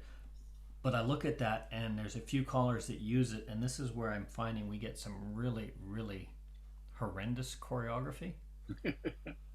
Horrendously creative choreography, because these applications don't take into account yet body flow, handedness, that kind of stuff. It's all, what can I do from a static facing couples? Square through, facing couples. Yeah, okay, well, I can do a left swing through from a square through, because it ends at facing couples. It doesn't feel good, but I can do it. The program I'm working on, well, a competitive price would be $0.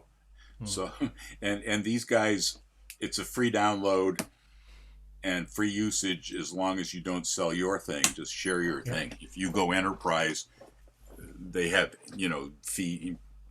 annual fees kind of thing for using it seriously, but it's powerful enough to do that. But the main reason I'm doing it is not to compete with these, but just to keep my mind exercised. And I've been having a blast. Do you have a minute or two to take a peek at it? Sure. Actually, can we start a new session with just the two of us? Because I don't really want to. Okay. I know Chris has seen this and Dan's seen it, but I don't want to leave it. Yeah, Should I invite you to one? Do you want to invite me to one? Yeah, well, why don't you invite me? You'll be hosting, so it's a lot easier for you, and that way you're not worried about your download lag.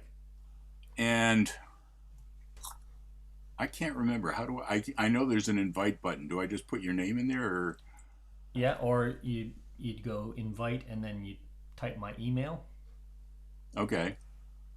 What's that? I'll put it in the chat here.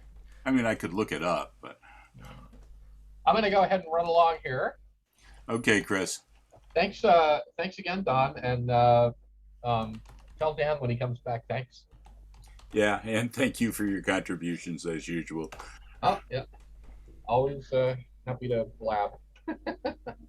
Let's see. See you, Mel. Take care, Chris. See you later today. luckerso@bigpond.net.au. Copy. Got it. Now I can copy all the chats and I can go away. And all that's left is Larry. Thank you for coming. We hope to get to know you a little better sometime, but thanks for being a loyal customer. And I'm leaving, and I'll invite you to a new one. All right. I'll see you in a minute.